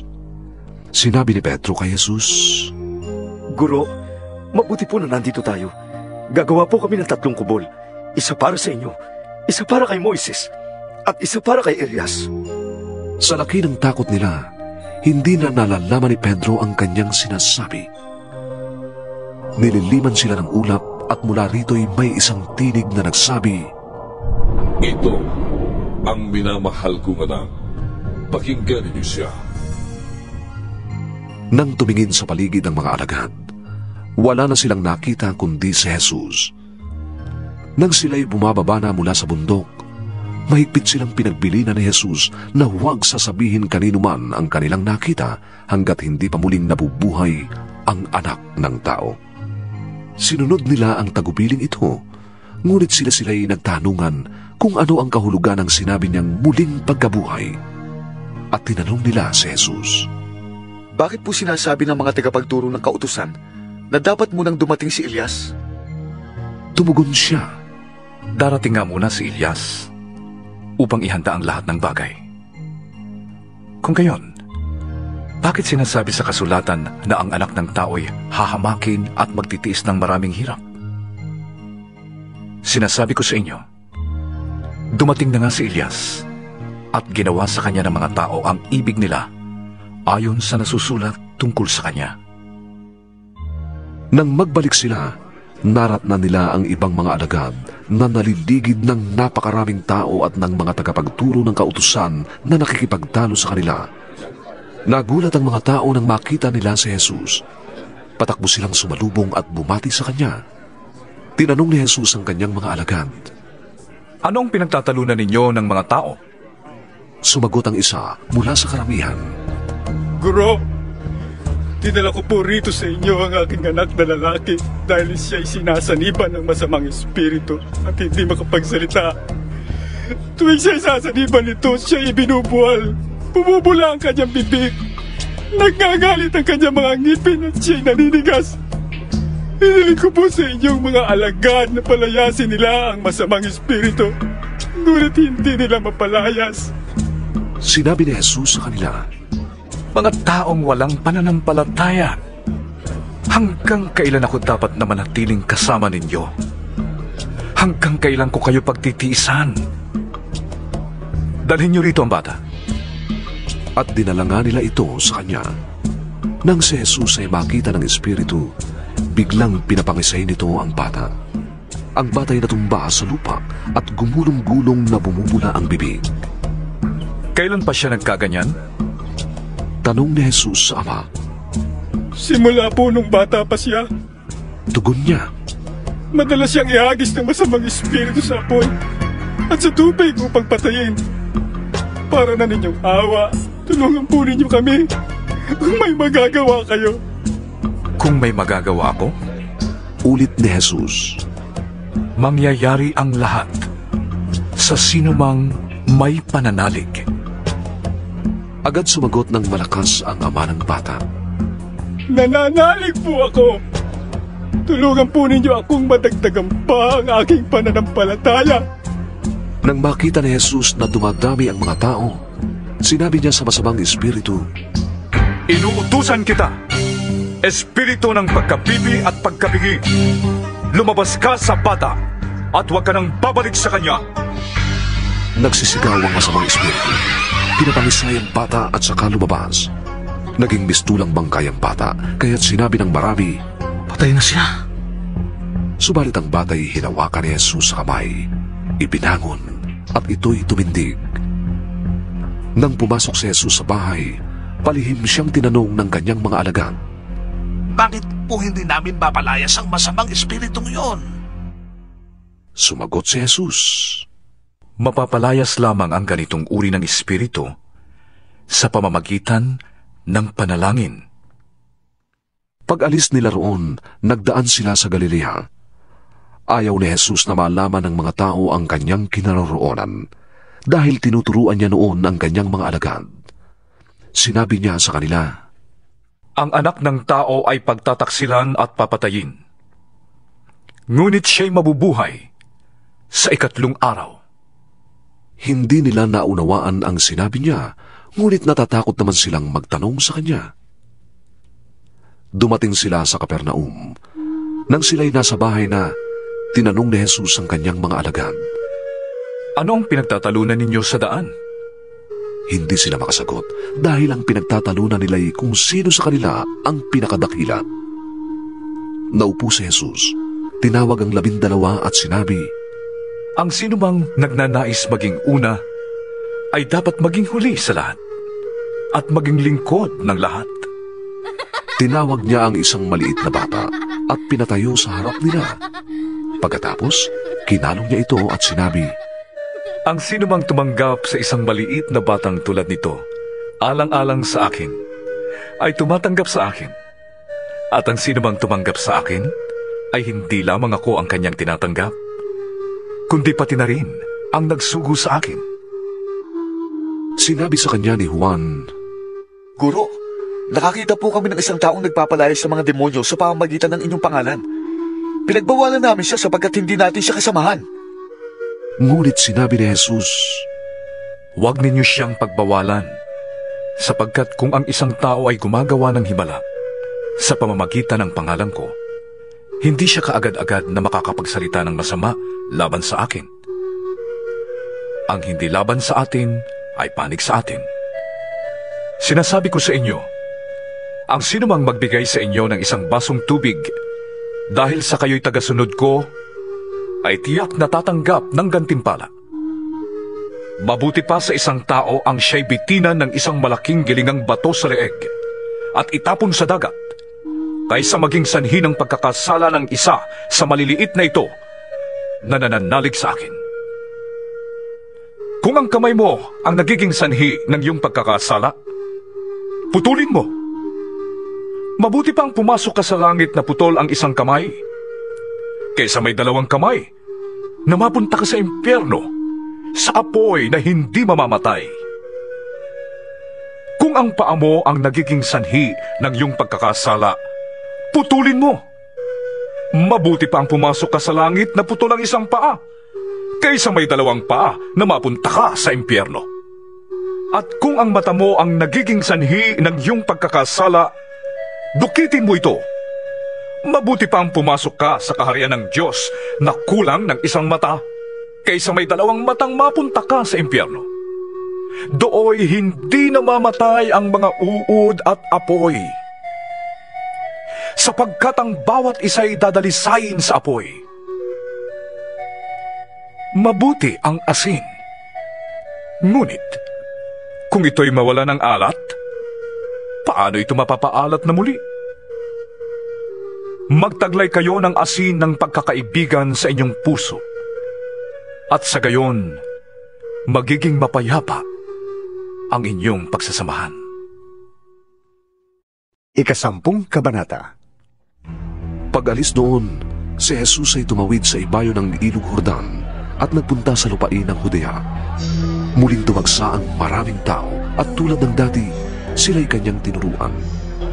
May ilang pariseyong ibig subukin si Jesus, kaya't lumapit sila at nagtanong, naayon po ba sa kautusan na hiwalayan ng lalaki ang kanyang asawa? Tugon niya, ano ba ang utos sa inyo ni Moises? Sumagot naman sila, ipinahintulot po ni Moises na gumawa ng kasulatan ng diborsyo ang lalaki at hiwalayan ang kanyang asawa. Ngunit sinabi ni Jesus, ginawa ni Moises ang utos na yon dahil sa katigasan ng inyong ulo. Subalit simula pa ng likhain ng Diyos ang sanlibutan, nilalang niya ang tao na lalaki at babae. Dahil dito'y iiwan ng lalaki ang kanyang ama at ina. Magsasama sila ng kanyang asawa at sila'y magiging isa na lamang. Hindi na sila dalawa, kundi isa. Ang pinag-isa ng Diyos ay huwag paghiwalayin ng tao. Pagdating sa bahay, ang mga alagad naman ang nagtanong kay Jesus tungkol sa bagay na ito. Sinabi niya sa kanila, ang sino mang lalaking humiwalay sa kanyang asawa at nag-asawa ng iba, ay nagkakasala ng pangangalo niya sa dating niyang asawa. At ang babaeng humiwalay sa kanyang asawa at mag-asawa ng iba, ay nagkakasala rin ng pangangalo niya. May nagdala ng mga bata kay Jesus upang hilingin ipatong niya sa mga ito ang kanyang kamay. Ngunit pinagsabihan sila ng mga alagad. Naggalit si Jesus nang makita ito at sinabi sa kanila, pabayaan ninyong lumapit sa akin ang mga bata at huwag ninyo silang sawayin. Sapagkat sa mga katulad nila, naghahari ang Diyos. Tandaan ninyo, ang sino mang hindi tumatanggap sa paghahari ng Diyos, tulad ng isang maliit na bata, ay hindi mapapabilang sa mga pinaghaharian ng Diyos. Kinalong ni Jesus ang mga bata. Ipinatong ang kanyang mga kamay sa kanila at ipinanalangin sila. Nang paalis na si Jesus, may isang lalaking patakbong lumapit. Lumuhod sa harap niya at nagtanong, Mabuting guro, ano po ba ang dapat kong gawin upang makamtan ko ang buhay na walang hanggan? Sumagot si Jesus, bakit mo ako tinatawag na mabuti? Walang mabuti kundi ang Diyos lamang. Alam mo mga utos niya, huwag kang papatay, huwag kang mangangalunya, huwag kang magnanakaw, huwag kang sasaksi ng hindi totoo, huwag kang mandaraya, igalang mo ang iyong ama at ina. Guro, sabi ng lalaki, ang lahat ng yan itinutupad ko na po mula pa sa aking pagkabata. Magiliw siyang tiningnan ni Jesus at sinabi sa kanya, isang bagay pa ang kulang sa iyo. Ipagbili mo ang iyong mga ari-arian at ipamigay sa mga dukha ang pinagbilhan. At magkakaroon ka ng kayamanan sa langit. Pagkatapos, bumalik ka at sumunod ka sa akin. Nang marinig ito ng lalaki, siya'y nandumo at malungkot na umalis sapagkat siya'y napakayaman. Pinagmasdan ni Jesus ang mga nasa paligid niya at sinabi sa mga alagad, napakahirap para sa mayayaman ng mapabilang sa mga pinaghaharian ng Diyos. Nagtaka ang mga alagad sa pananalitang ito. Muling sinabi ni Jesus, mga anak, talagang napakahirap mapabilang sa mga pinaghaharian ng Diyos. Mas madali pang makaraan ng kamelyo sa butas ng karayom kaysa mapabilang ang mayaman sa mga pinaghaharian ng Diyos. Lalong nagtaka ang mga alagad, kaya't nagtanong sila, kung gayon, sino ang maliligtas? Tiningnan sila ni Jesus at sinabi sa kanila, hindi ito magagawa ng tao, ngunit hindi ito mahirap sa Diyos. Magagawa ng Diyos ang lahat ng bagay. At nagsalita si Pedro, iniwan namin ang lahat at kami sumunod sa inyo. Sumagot si Jesus, tandaan ninyo, ang sino bang nag-iwan ng kanyang tahanan, o mga kapatid, mga magulang, mga anak, mga lupa dahil sa akin at sa magandang balita, ay tatanggap sa buhay na ito ng 100 ulit pa ng mga yon. Mga bahay, mga kapatid, mga ina, mga anak at mga lupa, ngunit may kalakip na pag-uusig. At sa panahong darating, magtatamo siya ng buhay na walang hanggan. Ngunit maraming nauuna ang magiging huli, at maraming nahuhuli ang magiging una. Nasa daan sila papuntang Jerusalem. Nauuna sa kanila si Jesus. Nangangamba ang mga alagad at natatakot naman ang mga taong sumusunod sa kanya. Ibinukod ni Jesus ang 12 at sinabi ang mangyayari sa kanya. Sabi niya, papunta tayo ngayon sa Jerusalem. Ang anak ng tao ay ipagkakanulos sa mga punong pari ng mga Hudyo at sa mga tagapagturo ng kautusan. Siya'y hahatulan nila ng kamatayan at ibibigay sa mga hentil. siya'y kanila ring tutuyain, duduraan, hahagupitin, at papatayin. Ngunit, pagkaraan ng 3 araw, muli siyang mabubuhay. Lumapit kay Jesus ang mga anak ni Zebedeo na sina Santiago at Juan. Sinabi nila, Guro, may hihilingin po sana kami sa inyo. Ano iyon? Tanong ni Jesus. Sumagot sila, Sana po'y makaupo kaming katabi ninyo sa inyong kaharian. Isa sa kanan at isa sa kaliwa. Hindi ninyo nalalaman ang inyong hinihingi. Sabi ni Jesus sa kanila, Matitiis ba ninyo ang hirap na titiisin ko? Makakaya ba ninyo ang bautismong ibabautismo sa akin? Opo. Tugon nila. Sinabi ni Jesus, Titiisin nga ninyo ang hirap na titiisin ko, at babautismuhan nga kayo sa bautismong tatanggapin ko. Ngunit hindi ako ang magpapasya kung sino ang mauupo sa aking kanan at sa aking kaliwa. Ang mga karangalan yan ay para sa mga pinaglaanan. Nang marinig ito ng 10 alagad, nagalit sila sa magkapatid, kaya't pinalapit sila ni Jesus at sinabi, Alam ninyo na ang mga itinuturing na pinuno ng mga hentil ay siyang naghahari-harian sa kanila, at ang mga dinadakila ay siyang nasusunod. Ngunit hindi ganyan ang dapat umiral sa inyo. Sa halip, ang sino man sa inyo na ibig maging dakila ay dapat maging lingkod, at ang sino mang ibig maging pinuno ay dapat maging alipin ng lahat. Sapagkat ang anak ng tao ay naparito hindi upang paglingkuran kundi upang maglingkod, at mag-alay ng kanyang buhay para sa ikatutubos ng marami. Dumating sina Jesus sa Jericho. Nang papaalis na siya sa Jericho kasama ang kanyang mga alagad at marami pang iba, may nadaanan silang isang bulag na nakaupo sa tabi ng daan at namamalimos. Siya ay si Bartimeyong anak ni Timeo. Nang marinig ng bulag na ang nagdaraan ay si Jesus na taga Nazaret, sumigaw siya, Jesus, anak ni David, mahabag po kayo sa akin! Pinagsabihan siya ng mga taong naroroon upang tumahimik, ngunit lalo pa siyang nagsisigaw, Anak ni David, mahabag po kayo sa akin! Tumigil si Jesus at kanyang sinabi, Tawagin ninyo siya. At tinawag nga nila ang bulag. Lakasan mo ang iyong loob! Sabi nila, Tumindig ka!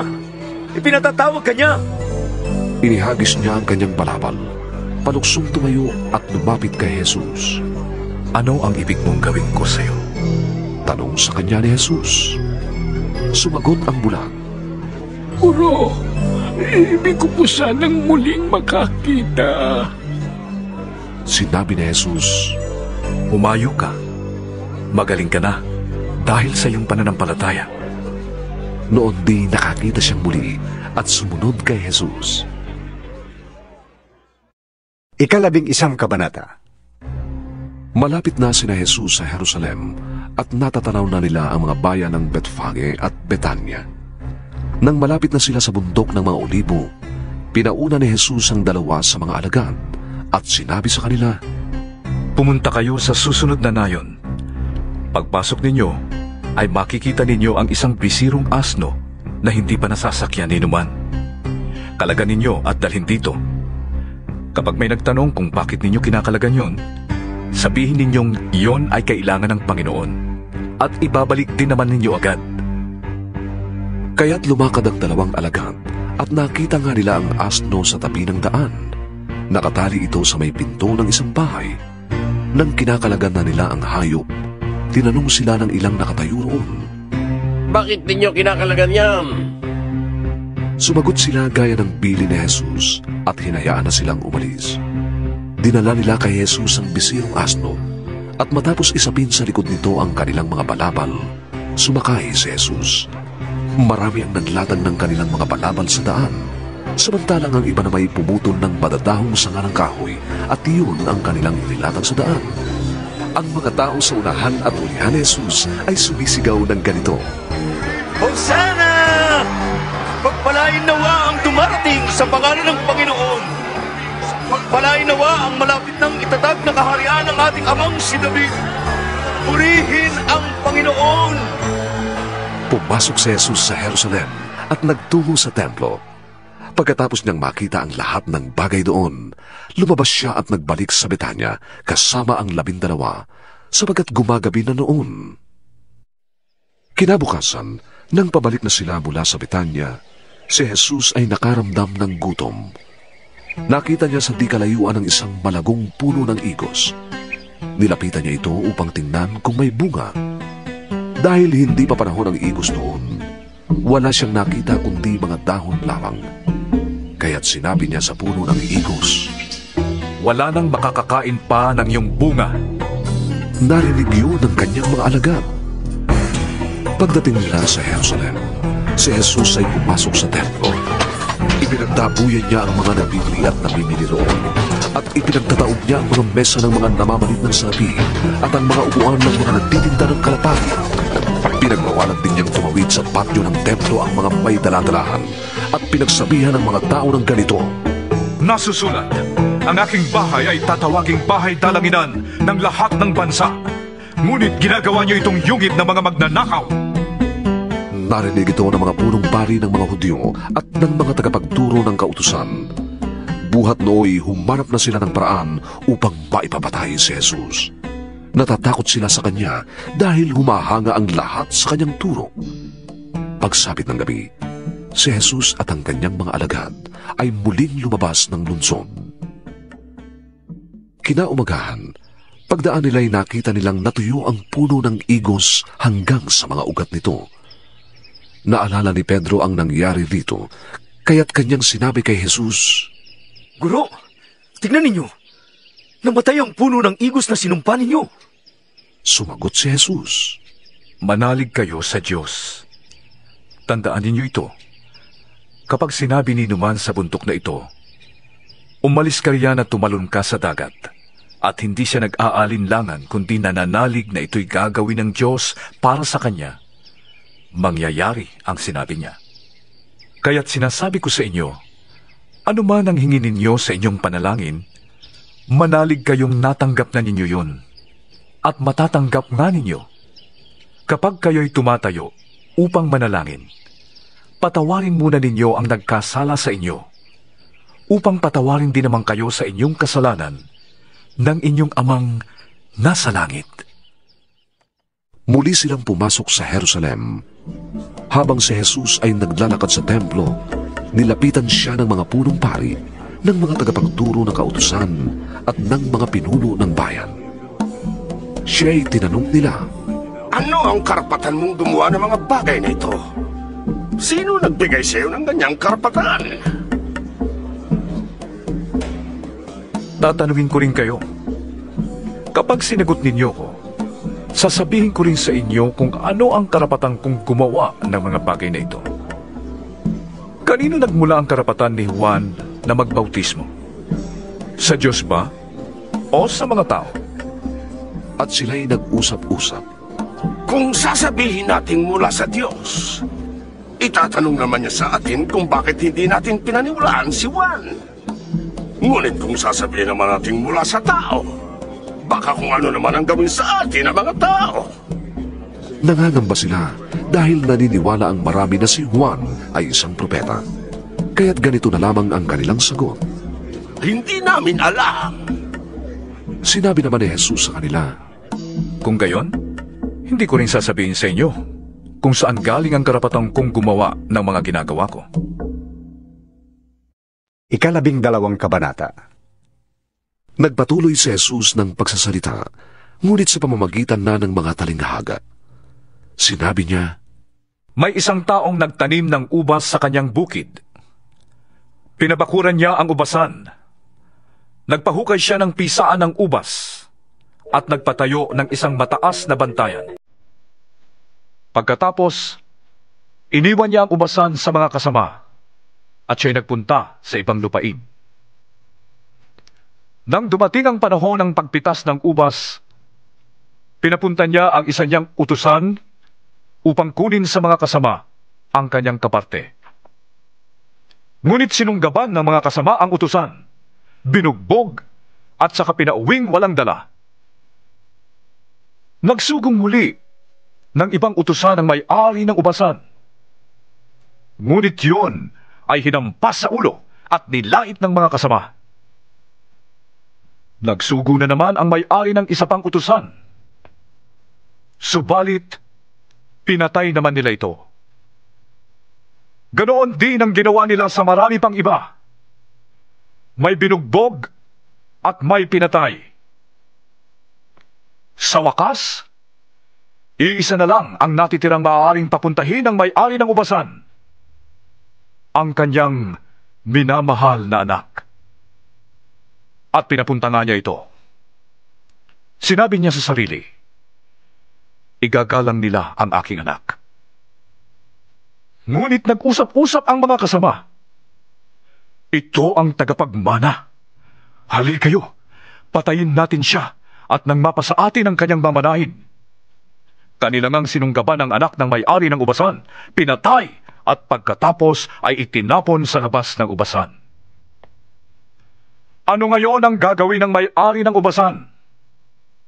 Pupuntahan niya at papatayin ang mga kasamang yun, at ang ubasan ay ibibigay niya sa iba. Hindi pa ba ninyo nababasa ang sinasabi sa kasulatan? Ang batong itinakwil ng mga tagapagtayo ng bahay, ang siyang naging batong panulukan.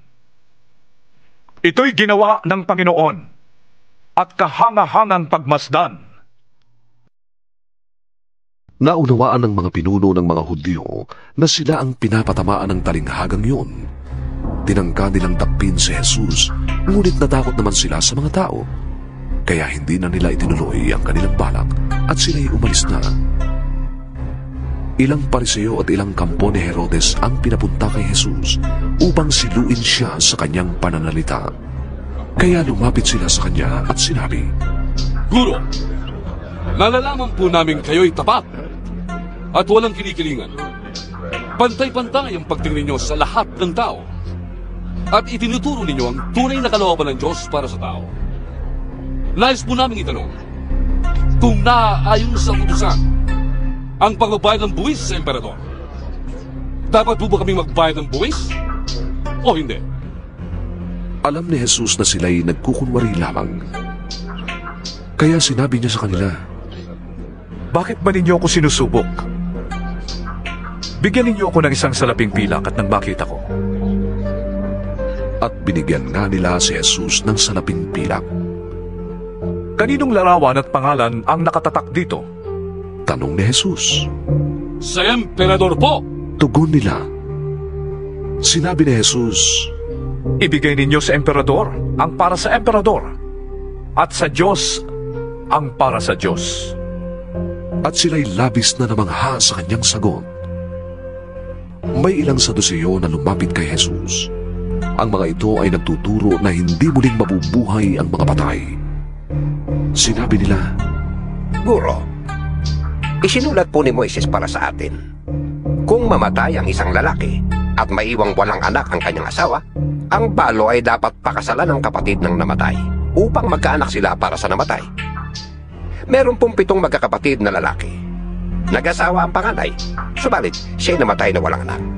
Nagpakasal sa balo ang pangalawang kapatid, subalit namatay ring walang anak. Ganon din ang nangyari sa pangatlo at sa mga sumusunod pa.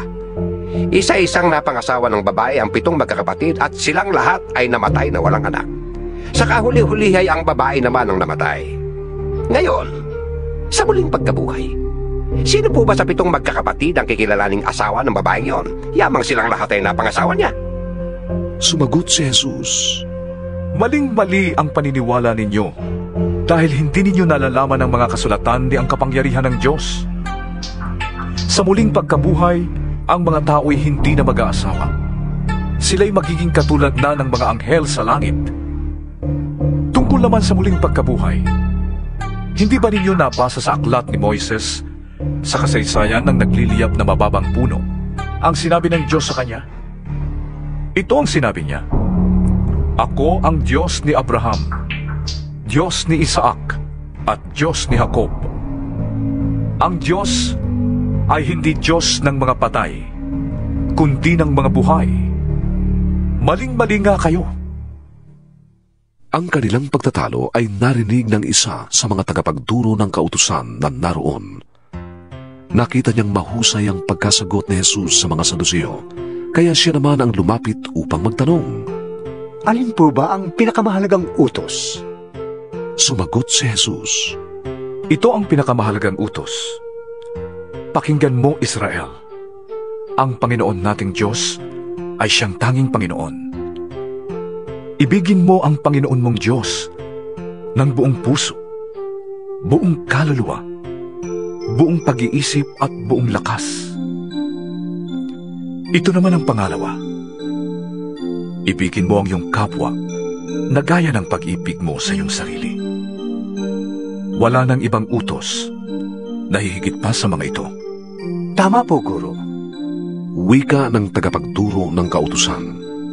Totoong sinabi ninyo, iisa na ang Diyos at wala nang iba liban sa Kanya.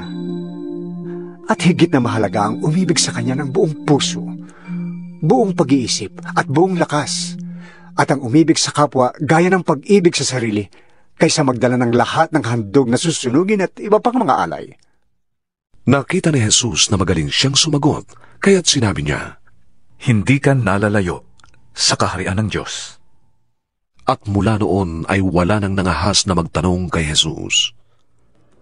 Habang si Jesus ay nagtuturo sa templo, sinabi niya, Paanong masasabi ng mga tagapagturo ng kautusan na ang Mesyas ay anak ni David? Si David na rin ang nagpahayag ng ganito nang siya'y gabayan ng Espiritu Santo. Sinabi ng Panginoon sa aking Panginoon, Maupo ka sa aking kanan, hanggang lubusan kong mapasuko sa iyo ang mga kaaway mo. Si David na rin ang tumawag sa kanya ng Panginoon. Paano siya magiging anak ni David? At ang napakaraming tao ay nalulugod na nakikinig sa kanya. Sa kanyang pagtuturo, sinabi ni Jesus, Mag-ingat kayo sa mga tagapagturo ng kautusan, na mahilig magpalakad-lakad na suot ang kanilang mahahabang kasuotan at natutuwang pagpugayan sa mga plaza. Ang ibig nila'y ang mga natatanging upuan sa mga sinagoga at ang mga upuang pandangal sa mga handaan. Inuubos nila ang kabuhayan ng mga byuda at nagkukunwari pang banal sa pamamagitan ng kanilang mahahabang pagdarasal. Mas mabigat ang parusang matatanggap nila. Naupo si Jesus sa tapat ng hulugan ng mga kaloob doon sa templo at pinagmasdan ng mga naguhulog ng salapi. Maraming mayayaman ang naguhulog ng malalaking halaga. Lumapit naman ang isang dukhang byuda at naghulog ng 2 kusing. Tinawag ni Jesus ang kanyang mga alagad at sinabi sa kanila, Sinasabi ko sa inyo, ang dukhang byudang yon ay naghulog ng higit kaysa sa inihulog nilang lahat, sapagkat ang lahat ay nagkaloob ng bahagi lamang ng hindi na nila kailangan. Ngunit ang ibinigay ng dukhang byudang yon ay ang buo niyang ikabubuhay. 13 kabanata. Nang palabas na si Jesus sa templo, sinabi sa kanya ng isa sa mga alagad, Guro, tingnan po ninyo. Kay lalaki ng mga gusali at kay gaganda ng mga batong ginamit dito. Sumagot si Jesus, Nakikita mo ba ang naglalakihang gusaling yan? Wala riyang matitirang magkapatong na bato. Ang lahat ay iguguho. Habang nakaupo si Jesus sa bundok ng mga olibo sa tapat ng templo, palihim siyang tinanong nina Pedro, Santiago, Juan at Andres. Kailan po ba mangyayari ang mga bagay na yun? At ano po ang palatandaan na malapit ng maganap yun? Sinabi sa kanila ni Jesus, Mag-ingat kayo upang huwag kayong malinlang ninuman. Maraming lilitaw at magpapanggap na sila ang Mesyas, at ililigaw nila ang marami. Huwag kayong mababalisa kung makabalita kayo ng mga labanan at mga digmaan. Dapat mangyari ang mga yon, ngunit hindi pa yon ang wakas. Makikipagdigma ang mga bansa sa kapwa-bansa, at ang mga kaharian sa kapwa-kaharian. Lilindol sa iba't ibang dako at magkakaroon ng taggutom. Ang mga ito'y pasimula pa lamang ng paghihirap, na tulad ng nararanasan ng isang nanganganak. Mag-ingat kayo, sapagkat kayo'y isasakdal sa mga hukuman at hahagupitin sa mga sinagoga. Dahil sa akin, ihaharap kayo sa mga gobernador at mga hari upang kayo'y magpatotoo sa harapan nila. Dapat munang maipangaral sa lahat ng bansa ang magandang balita bago dumating ang wakas. Kapag kayo'y dinakip na nila at iniharap sa paglilitis, huwag kayong mababahala tungkol sa sasabihin ninyo. Sa oras na yon, sabihin ninyo ang dapat ninyong sabihin, sapagkat hindi kayo ang magsasalita, kundi ang Espiritu Santo na siyang magtuturo kung ano ang sasabihin ninyo. Ipapahamak ng kapatid ang kanyang kapatid upang ipapatay. Gayon din ang gagawin ng ama sa kanyang anak. Lalabanan ng mga anak ang kanilang mga magulang at ipapapatay. Kapupuotan kayo ng lahat dahil sa pagsunod ninyo sa akin. Ngunit ang manatiling tapat hanggang wakas ay maliligtas. Kapag nakita na ninyo sa dakong di dapat niyang kalagyan ang kasuklam-suklam na kalapastanganan, unawain ito ng bumabasa. Ang mga nasa Judea ay dapat nang tumakas papuntang kabundukan. Ang nasa bubungan ay huwag nang mag-abalang pumasok sa bahay upang kumuha ng anuman. At ang nasa bukid ay huwag nang umuwi pa upang kumuha ng balabal. Sa mga araw na yon, kawawa ang mga nagdadalang tao at ang mga nagpapasuso. Ipanalangin ninyong huwag mangyari ang mga ito sa panahon ng taglamig, sapagkat sa panahong yon ang mga tao ay magdaranas ng matinding paghihirap na hindi pa nararanasan mula ng likhain ng Diyos ang sanlibutan, at hindi na muling mararanasan pa kahit kailan. Kung hindi pa iikliin ng Panginoon ang panahong iyon ay walang maliligtas. Ngunit alang-alang sa kanyang mga pinili, paiikliin niya yon. Kung may magsabi sa inyo, narito ang Mesyas, o kaya'y naroon siya, huwag kayong maniniwala, sapagkat may mga magpapanggap na Mesyas at may mga magpapanggap na propeta. Magpapakita sila ng mga tanda at mga himala upang iligaw, kung maaari, pati ang mga hinirang ng Diyos. Kaya't mag-ingat kayo. Bago pa mangyari, ay sinasabi ko na sa inyo ang lahat. Pagkatapos ng mga kapighatiang yon, magdidilim ang araw. Hindi magliliwanag ang buwan. Malalaglag mula sa langit ang mga bituin at magugulo ang mga kapangyarihan sa kalawakan.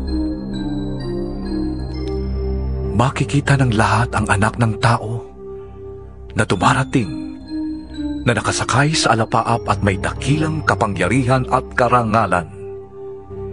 Susuguin niya ang kanyang mga anghel sa 4 na sulok ng daigdig upang tipunin ng mga ito ang mga hinirang ng Diyos. Unawain ninyo ang aral mula sa puno ng igos.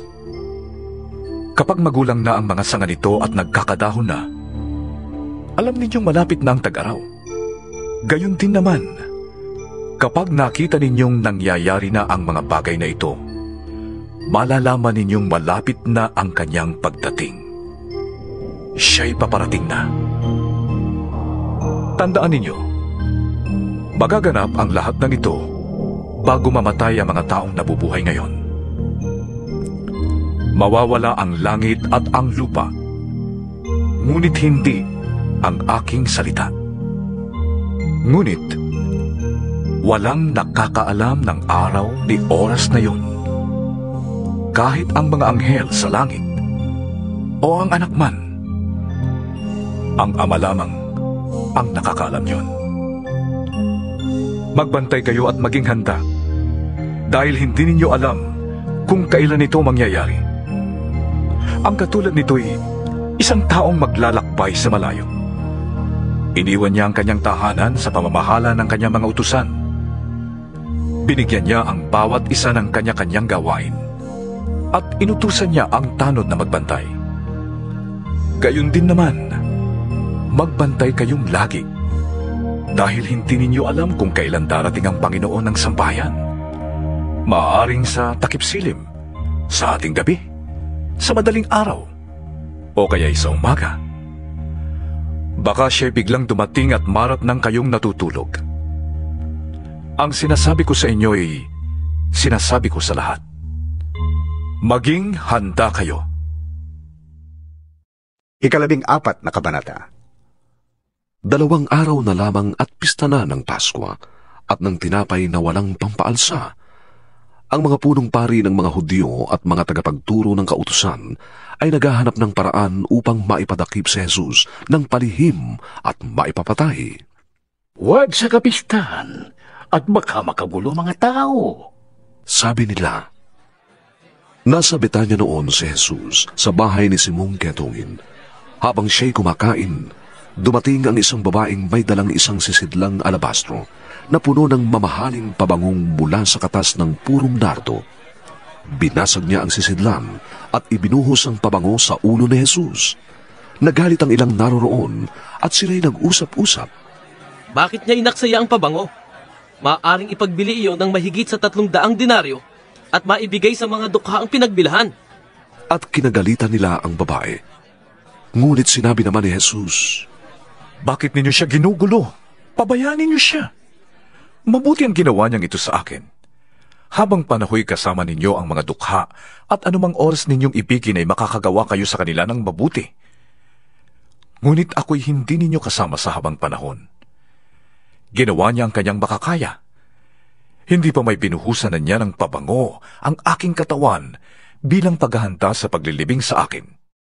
Sinasabi ko sa inyo, saan man sa buong mundo ipangaral ang magandang balita, ang ginawa niyang ito ay ipapahayag din bilang pag-alaala sa kanya. Si Judas Iscariote na isa sa 12 ay pumunta sa mga punong pari ng mga Hudyo upang ipagkanulo si Jesus. Natuwa sila nang marinig nila ang alok ni Judas at nangakong bibigyan siya ng salapi. Mula nooy humanap na si Judas ng pagkakataong maipagkanulo si Jesus. Unang araw noon ng pista ng tinapay na walang pampaalsa, araw ng paghahain ng korderong Pampaskwa. Tinanong si Jesus ng kanyang mga alagad, saan po ninyo gustong ipaghanda namin kayo ng hapunang Pampaskwa? Inutusan niya ang 2 sa kanyang mga alagad. Pumunta kayo sa bayan at may masasalubong kayong isang lalaking may dalang banga ng tubig. Sundan ninyo siya sa bahay na kanyang papasukan at sabihin ninyo sa may-ari, ipinapatanong po ng guro kung saan silid siya maaaring kumain ng hapunang Pampaskwa, kasalo ng kanyang mga alagad. At ituturo niya sa inyo ang isang malaking silid sa itaas na mayroon ng kagamitan. Doon kayo maghanda para sa atin. Nagpunta sa bayan ang mga alagad at natagpuan nga nila roon ang lahat gaya ng sinabi ni Jesus sa kanila at inihanda nila ang hapunang Pampaskwa. Kinagabihan, dumating si Jesus na kasama ang 12. Nang sila'y kumakain na, sinabi ni Jesus, tandaan ninyo ito. Pagtataksilan ako ng isa sa inyo na kasalo ko. Nalungkot ang mga alagad at ang isa't isa'y nagtanong sa kanya, ako po ba, Panginoon? Ako po ba, Panginoon? Sumagot siya, isa sa inyo na kasalo ko sa pagsawsaw ng tinapay sa mangkok. Mamamatay ang anak ng tao ayon sa nasusulat. Ngunit kahabag-habag ang taong magkakanulo sa kanya. Mabuti pa sa taong yon ang hindi na siya pinanganak. Habang kumakain sila, si Jesus ay dumampot ng tinapay at nagpasalamat sa Diyos. Pagkatapos, kanyang pinaghati-hati ang tinapay at iniabot sa mga alagad. Sinabi niya, kunin ninyo ito. Ito ang aking katawan. Dumampot din siya ng kopa at matapos magpasalamat sa Diyos, ay iniabot din niya yon sa mga alagad at uminom silang lahat. Sinabi niya, ito ang aking dugo ng tipan na mabubuhos para sa marami. Sinasabi ko sa inyo, hindi na ako iinom ng alak mula sa katas ng ubas hanggang sa araw na ako'y uminom ng bagong alak sa kaharian ng Diyos. Umawit sila ng isang himno at pagkatapos ay nagpunta sila sa bundok ng mga olibo. Sinabi ni Jesus sa kanila, ako'y iiwan ninyong lahat sapagkat sinasabi sa kasulatan, Papatayin ko ang pastol at kakalat ang mga tupa. Ngunit pagkatapos na ako'y muling mabuhay, mauuna ako sa inyo sa Galilea. Sumagot si Pedro, Kahit na po kayo iwan ng lahat, hindi ko kayo iiwan. Tandaan mo, sabi ni Jesus sa kanya, sa gabi mismong ito, bago tumilaw ang manok ng makalawa, ay 3 beses mo akong ikakaila. Subalit lalong ipinagdiinan ni Pedro, Kahit ako'y patayin kasama ninyo, hindi ko kayo ikakaila. Ganoon din ang sinabi ng lahat. Dumating sila sa isang lugar na tinatawag na Getsemani.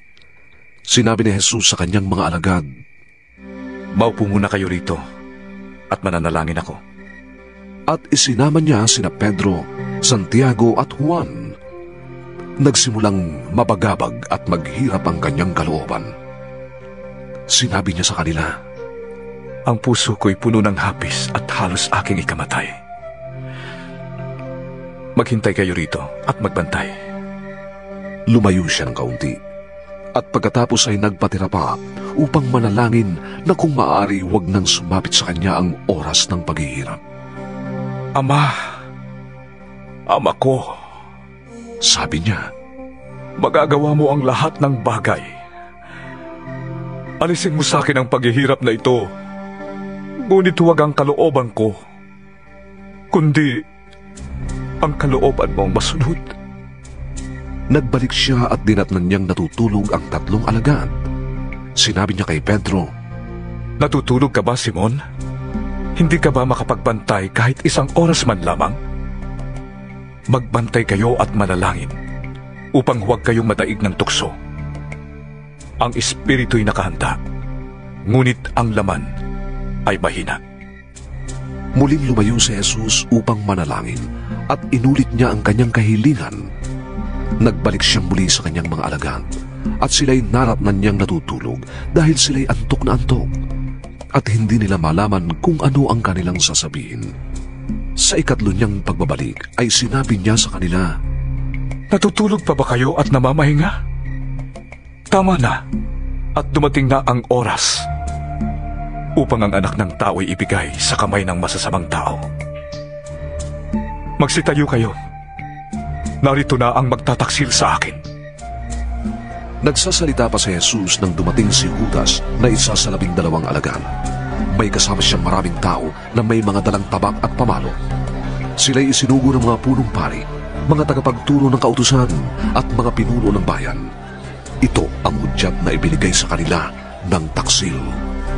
Ang hahalikan ko, iyon ang inyong hinahanap. Dakpin niyo siya at huwag pabayaang makatakas.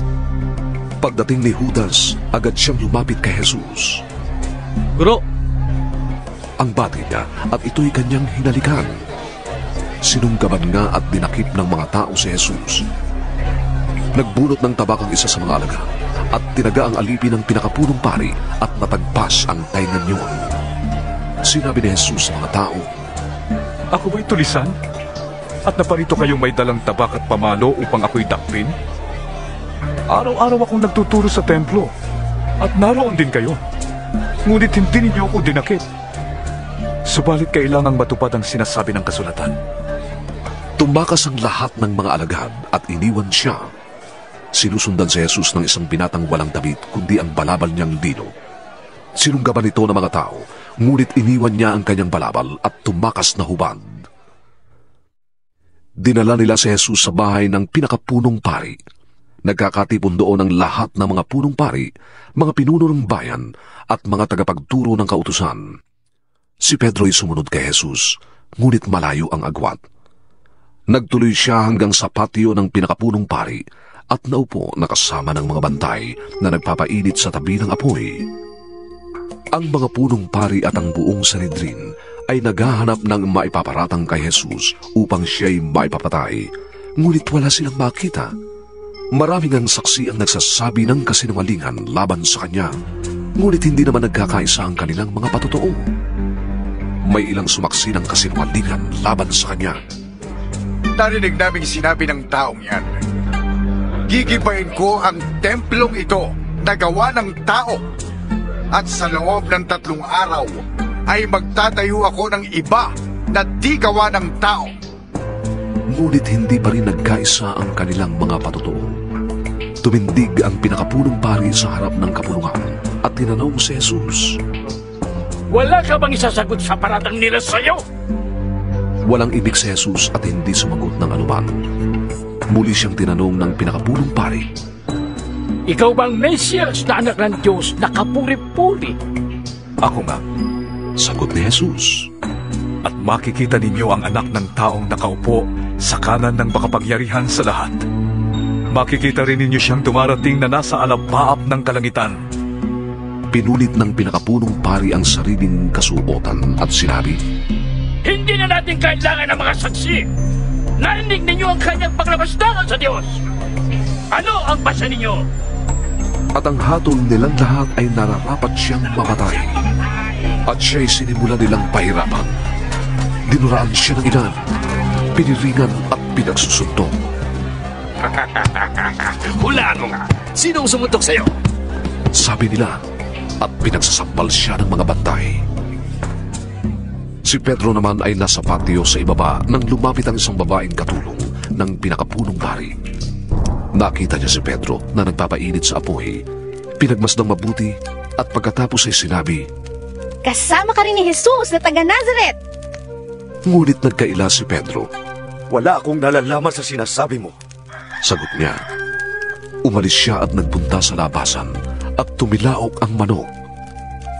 Nakita na naman siya ng babaeng katulong at sinabi sa mga naroon, Ang taong ito ay isa sa kanila. At muling nagkaila si Pedro.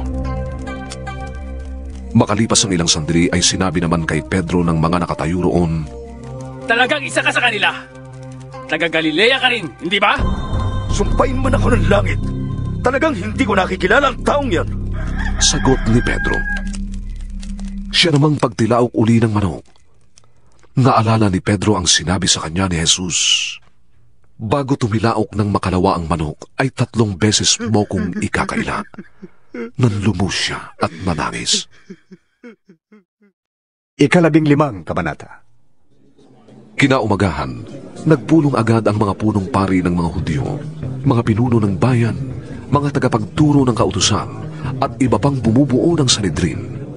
Ipinagapos nila si Jesus at dinala kay Pilato.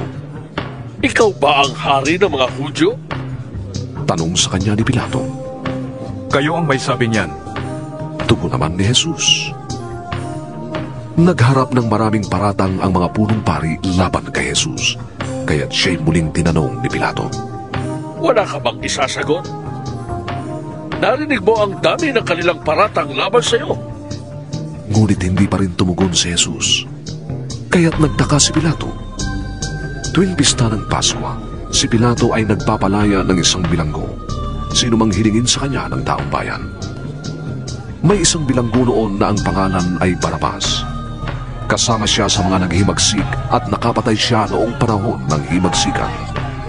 Nang lumapit ang mga tao kay Pilato upang hilingin sa kanya na gawin niya ang dati niyang ginagawa, tinanong sila ni Pilato, Ibig ba ninyong palayain ko ang hari ng mga Hudyo? Alam ni Pilato na inggit lamang ang nag-udyok sa mga punong pari upang isakdal si Jesus. Ngunit sinunsulan ng mga punong pari ang mga tao na si Barabas ang hilinging palayain. Kaya't muli silang tinanong ni Pilato, Ano naman ang gusto ninyong gawin ko sa taong ito na tinatawag yung hari ng mga Hudyo? Iba ko siya sa cross! Sigaw ng mga tao. Bakit? Ano ba ang kasalanan niya? Tanong ni Pilato. Ngunit lalo pang sumigaw ang mga tao. Ipako siya sa cross!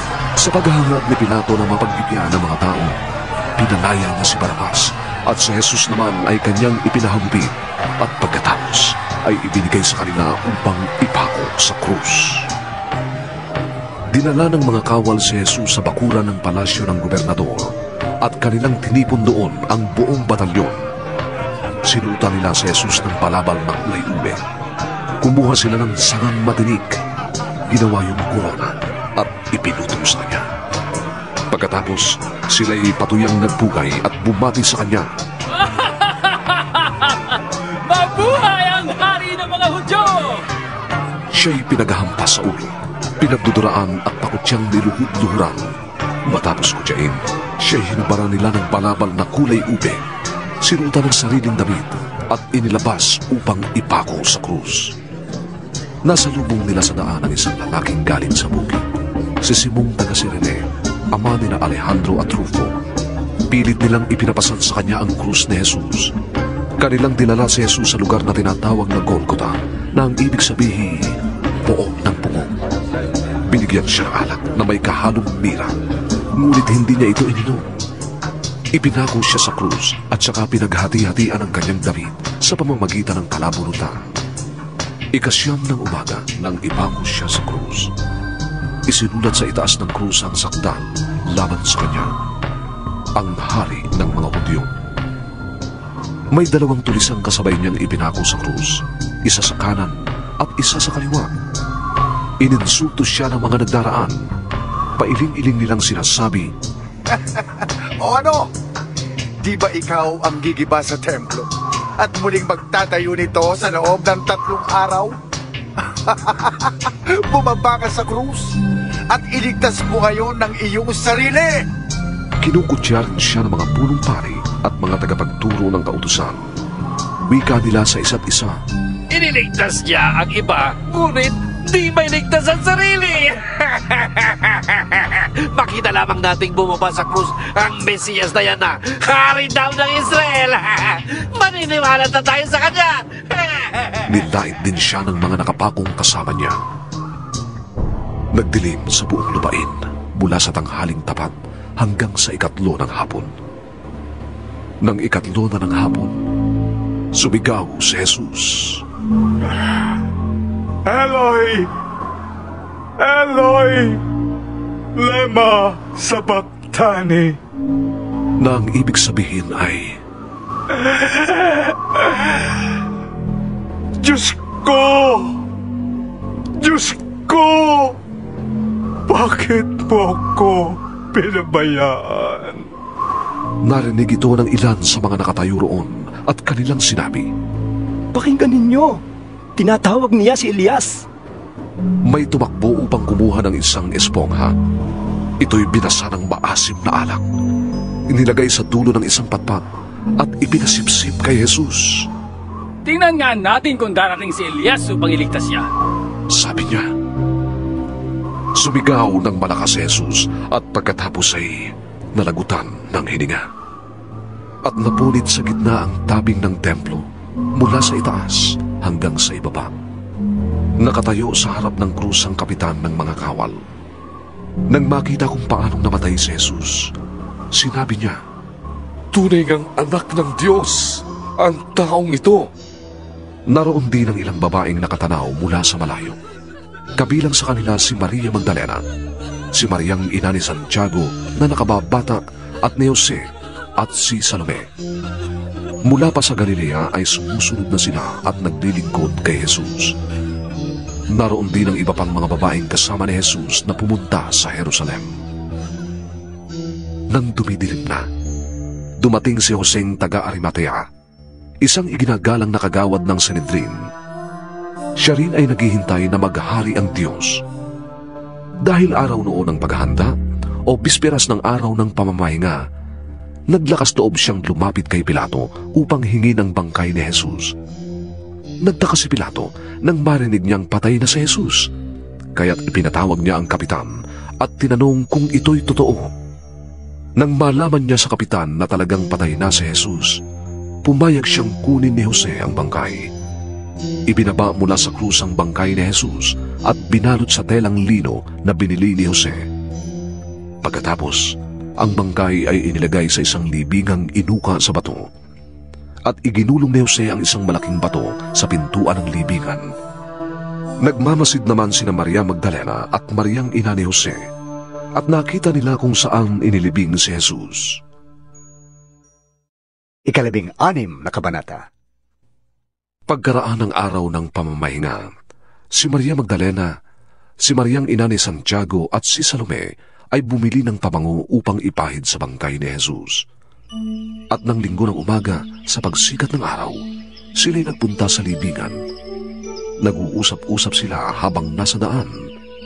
Sino kaya ang maaari nating mapakiusapang maggulong ng batong nakatakip sa pintuan ng libingan? Nasabi nila yon dahil napakalaki ng bato. Ngunit nang malapit na sila sa libingan, nakita nilang naigulong na ang bato. Pagpasok nila sa libingan, may nakita silang isang binatang nakasuot ng mahaba at maputing damit at nakaupo sa gawing kanan, kaya't sila'y natakot. Huwag kayong matakot, sabi ng binata. Hinahanap ninyo si Jesus na taga Nazaret na ipinako sa krus. Wala na siya rito. Siya'y muling nabuhay. Tingnan ninyo ang pinaglagyan sa kanya. Humayo kayo at sabihin ninyo sa mga alagad at kay Pedro, mauuna siya sa inyo sa Galilea. Makikita niyo siya roon, gaya ng sinabi niya sa inyo. Lumabas sila ng libingan at patakbong umalis na nanginginig at litong-litong. At dahil sa matinding takot ay wala silang sinabi kanino man. Maagang maaga ng araw ng linggo, matapos na siya'y muling mabuhay, si Jesus ay unang nagpakita kay Maria Magdalena. 7 demonyo ang pinalayas ni Jesus mula sa babaeng ito. Nagbunta si Maria sa mga alagad na nooy nalulungkot at umiiyak upang ibalita sa mga ito ang kanyang nakita. Ngunit ayaw nilang maniwala nang sabihin ni Maria na si Jesus ay buhay at nagpakita sa kanya.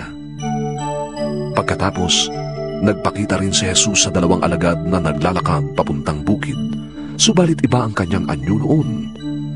Bumalik agad sa Jerusalem ang 2 at ipinalita sa kanilang mga kasamahan ang nangyari. Ngunit ayaw din silang paniwalaan ng mga ito. Pagkatapos, nagpakita si Jesus sa 11 alagad habang kumakain ang mga ito. Sila ay sinumbatan niya dahil sa hindi nila pananalig sa kanya at dahil sa katigasan ng kanilang ulo, sapagkat ayaw nilang maniwala sa mga nakakita sa kanya pagkatapos na siya ay muling mabuhay. At sinabi ni Jesus sa kanila, Humayo kayo sa buong daigdig at ipangaral ninyo sa lahat ng tao ang magandang balita. Ang sinumang sumampalataya sa akin at mabautismuhan ay maliligtas. Ngunit ang ayaw sumampalataya ay parurusahan. Ang mga mananalig sa akin ay bibigyan ng kapangyarihang gumawa ng mga himala. Sa pangalan ko'y magpapalaya sila ng mga demonyo at magsasalita ng ibang wika. Hindi sila maaano kahit makahawak sila ng ahas o makainom ng lason.